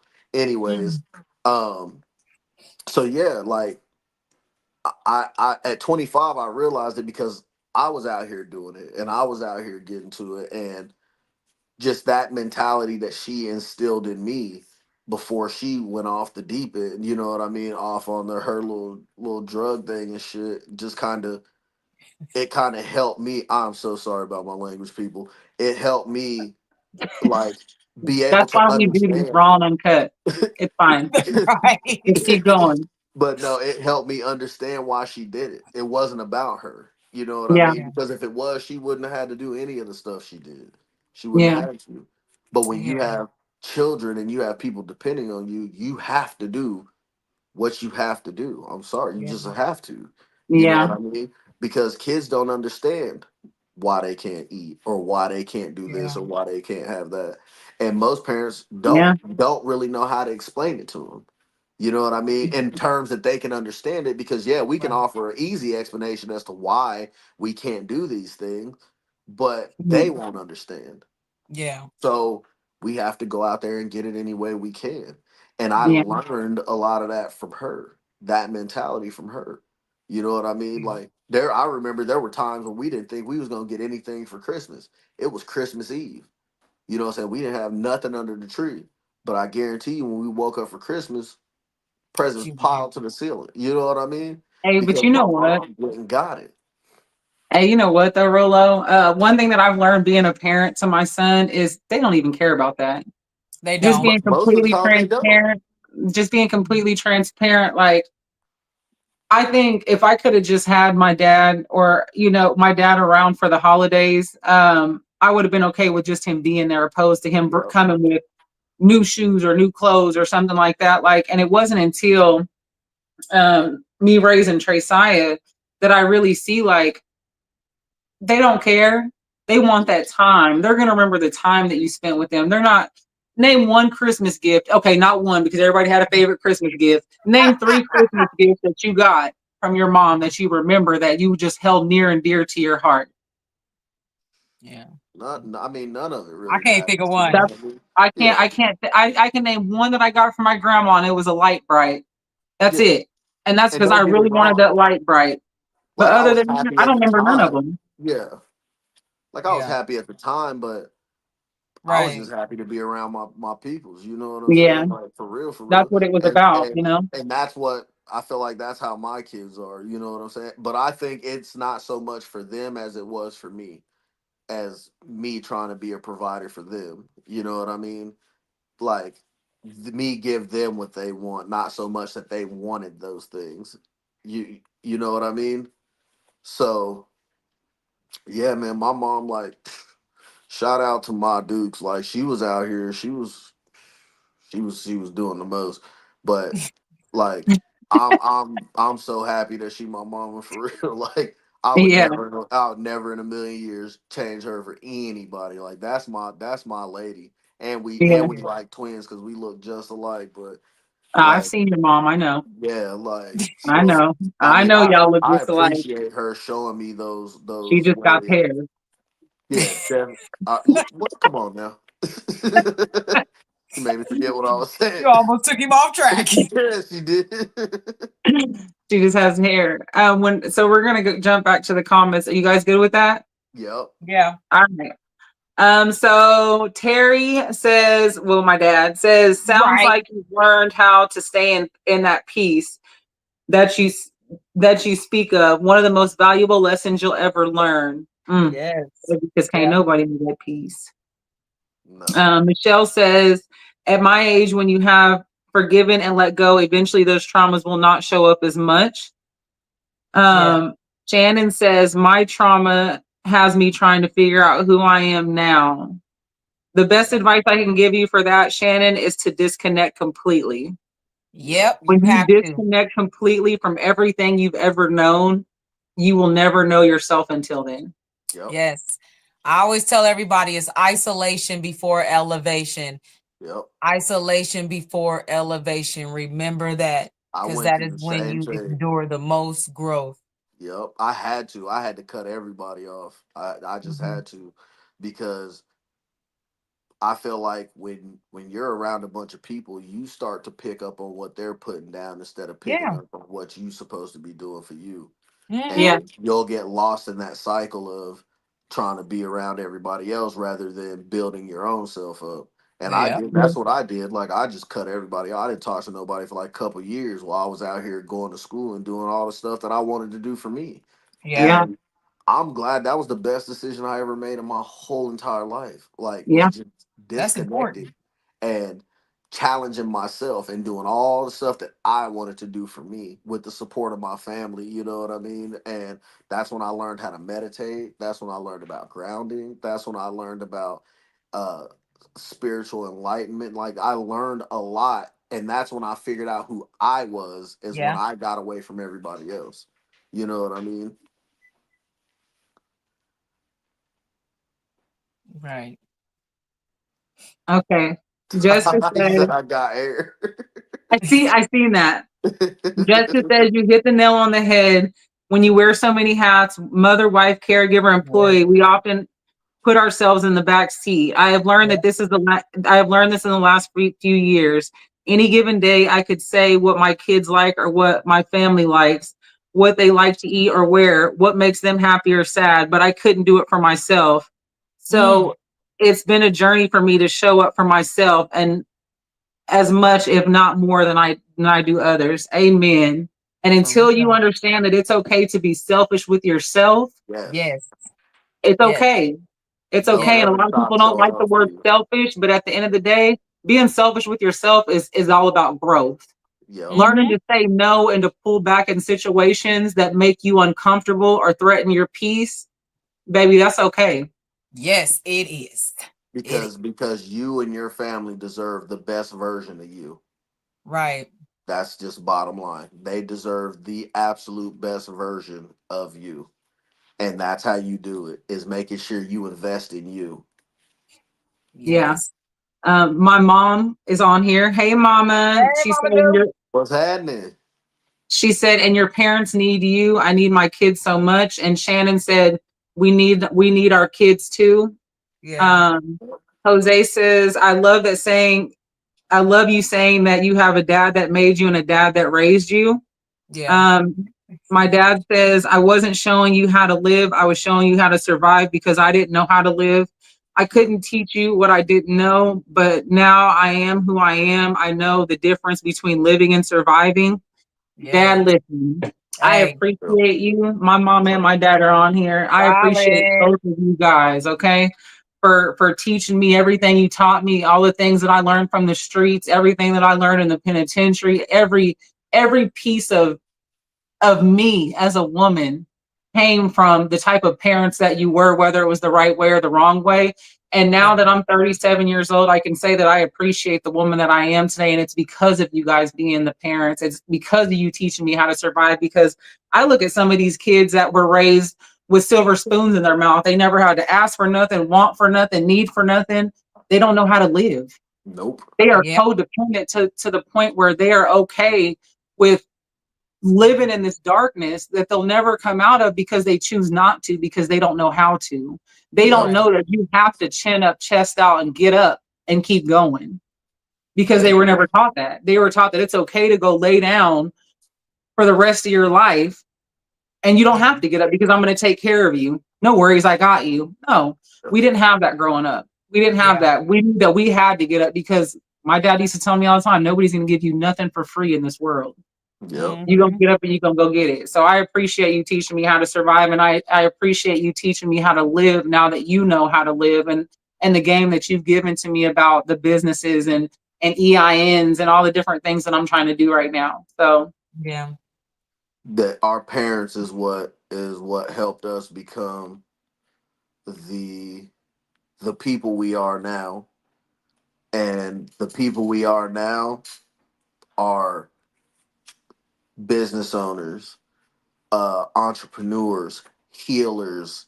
yeah, You know what I mean? Like we are great. Our Yeah. situations made us great. It taught Yeah. us how to become more than what our environment told us we were supposed to become. yeah, And I like I said, I thank my mom all the time. I don't think I thank her enough for everything that she taught me, everything that I went through, because I mean, look where we are. You know what I mean? We weren't supposed to be here. I want you to know that society told us we weren't supposed to be here. yeah, And that's what they do. They tell us where we're supposed to be and what we shouldn't be doing, and here we are, because we healed ourselves enough to be able to look past the curtain that, or the blindfold that they tried to put over our eyes. We yeah, Yeah. didn't decide to stay inside that box they tried to put us in. yeah, And we Yeah. created the life that we felt like we wanted for us. And we're still creating that. We're Yeah. still creating that. And our kids are watching us create that. And that's yeah, going to open up their creativity for them to create exactly what it is they want. So Right. I'm proud of us. I'm proud of us. And like I yeah, said, we're still on our healing process. This is going to be Yeah. a lifelong thing. It It is. is. It is. But it gets greater later. It's continuing to get greater. Period. And yeah, there's nothing stopping us. There is no ceiling. You know what yeah. I mean? Right. There is no walls. We've torn all that down, and now we're doing exactly what we want to do. Yeah. One thing I I've will noticed, say, go uh, ahead, Shay.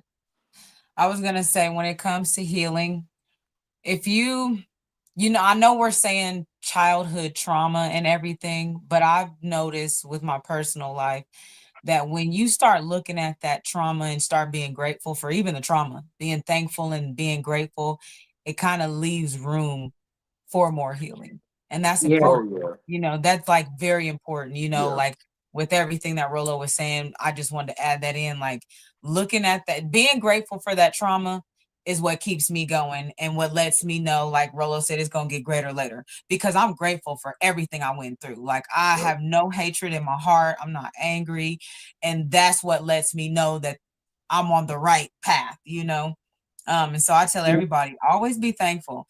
The bad stuff, yes, it hurts, but Yeah. it's just preparing you for this next phase of life. Because Yep. one thing that I feel like everyone can agree on, if you can't handle something small, you're not going to be able to handle anything big.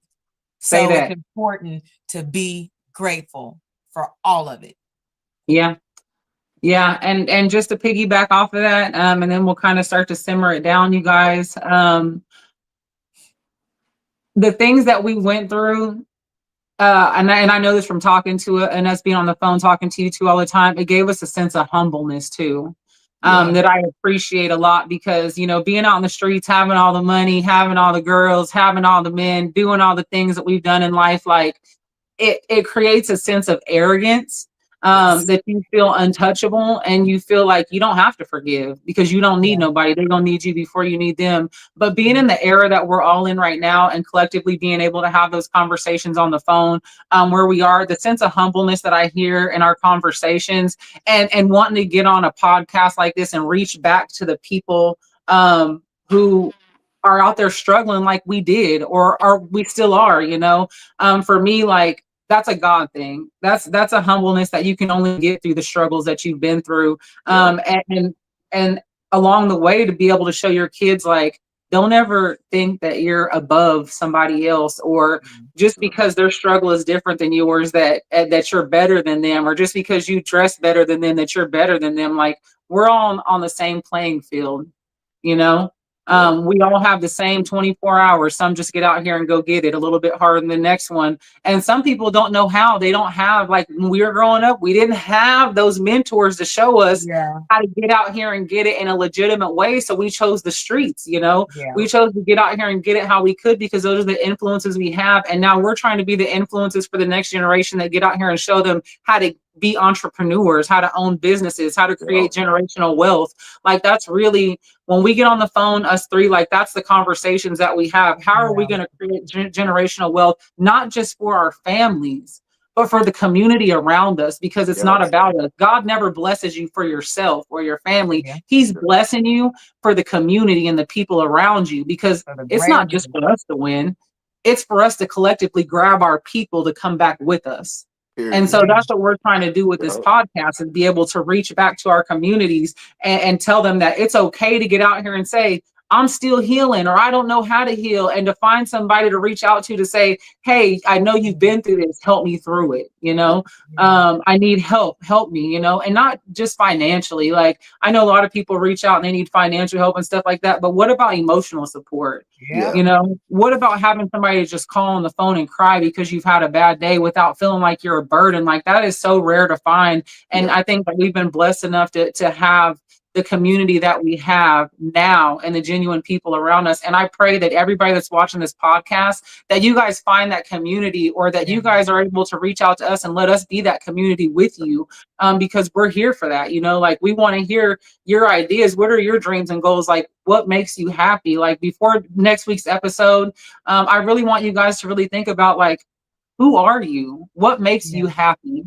Yep. What makes you get up and go, not for somebody else, but for you? Definitely. I Yeah. agree with all that. Like, Yes. definitely, that was a powerful message for sure.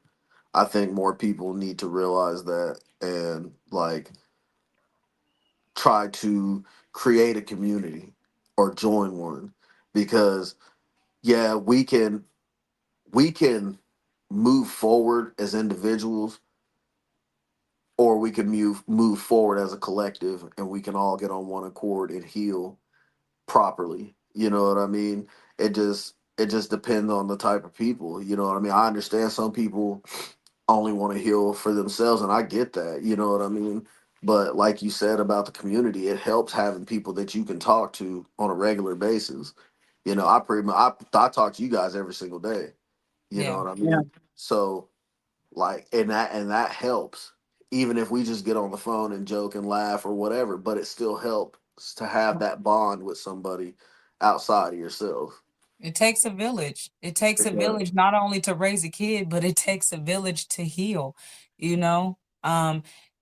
That's important. And I say that even just being a medical professional, because if you think about it, when you go to the doctor, you have your PCP, which is your primary care physician. Then you have specialists. You have the gastroenterologist. You have the oncologist. You have the nephrologist. You have so many people that are working together to help you heal. So Yes, we're just more people a part of your village. You know what I'm saying? So, definitely. we need healing all the way through mind, body, and soul. And I always say, like, if you start small, it kind of helps kind of deter some of the big stuff later on. And that's important. So we're here to be a part of that small village, that up close village, that personal village, and we're always going to be here. So I tell you guys, I'm telling you guys personally, if you ever want to reach out, you ever want to, need help with some guided meditation, you just need a listening ear, or you just need positive words, don't ever hesitate to reach out to any of us. That's what we're here for. We're a part of your village now. Welcome. From the hours of 10 a.m. to 9 p.m. Right. You can reach out to me anytime, okay? If I don't answer you tonight, I'll answer you tomorrow. Right. Yeah, right. There you go. We'll do it like that. All right, you guys, we're going to open it up to questions from our viewers. Does anybody have any questions or follow-up from our viewers? I'll give you guys just a couple minutes to come through in the comments. You guys are more than welcome to ask any questions that you have to Miche or Rolo. We will answer them, full transparency. Anything that you guys want us to go back to or retouch or touch on again from the podcast, now's your time. Come on through. Come ask those questions, you guys.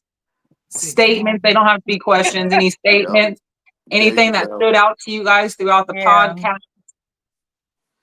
Highlights for you guys. Let us know what you guys are thinking. Yeah, that's pretty exciting. So what about next week's episode? Pretty exciting. So we're going to talk about next week's episode. Give me just a second. Let me give them a little bit. Yeah. Let me pull up my little thing here. Next week's teaser. We're going to wait for the audience. We're going to wait to see if the audience has any questions before I give them the tea for next week. Unless you guys just want me to right now.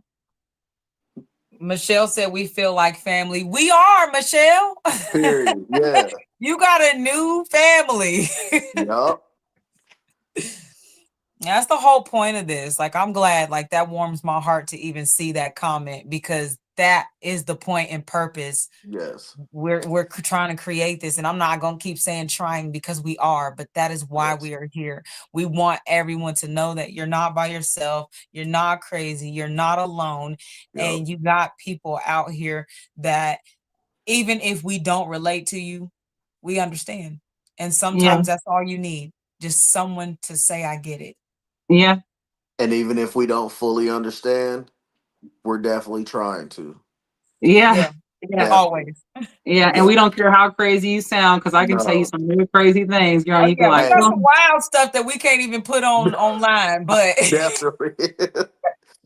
definitely. All right, guys.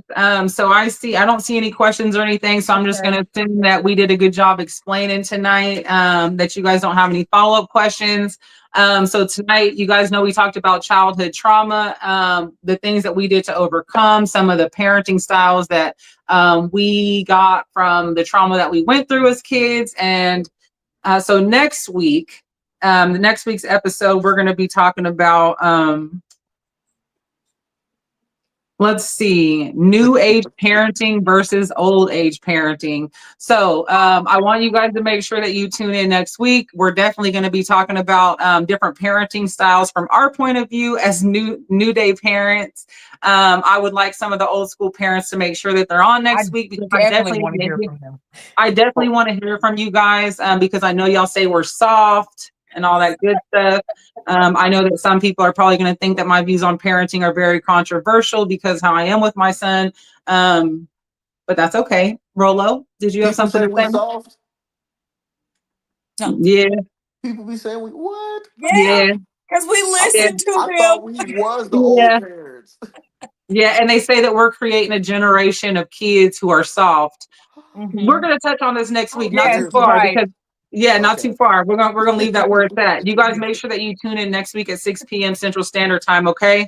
I do want to take a second to say thank you to everybody that popped on tonight, everybody who interacted in the comments. We really appreciate you guys. We appreciate you guys sharing us out. It is absolutely free to support. We're not posting any Cash App links. We're not asking you guys for any money. We are asking you guys to share us out. Go to our TikTok. It's in the comments. Our YouTube is in the comments. Make sure that you guys are sharing our videos throughout the week. That's all we need from you guys. Make sure that you guys are following us on all platforms, Facebook, TikTok, and YouTube. Those are the only 3 platforms that we have right now. And making sure that you guys tune in every 6 p.m. Central Standard Time right here on Facebook. We'll be going live from my page until we're able to go live from the Heightened and Enlightened page. Once we start going live over there, we will redirect you guys over there so you know where to find us. Let's see. I just want to make sure I didn't miss anything. Mm-hmm. Y'all, I'm lightweight a professional at this point. No, for real. Okay. For real. All right, you guys. Like I said, thank you again so much for tuning in. Remember that healing isn't a destination, it's a journey. Okay, stay grounded, stay growing, and keep rising. Until next time, be well, be whole, be heightened, and be enlightened. We love y'all. Love y'all. See y'all next Sunday, Central Standard Time, right here on Facebook. Same time. Don't miss Same it. time.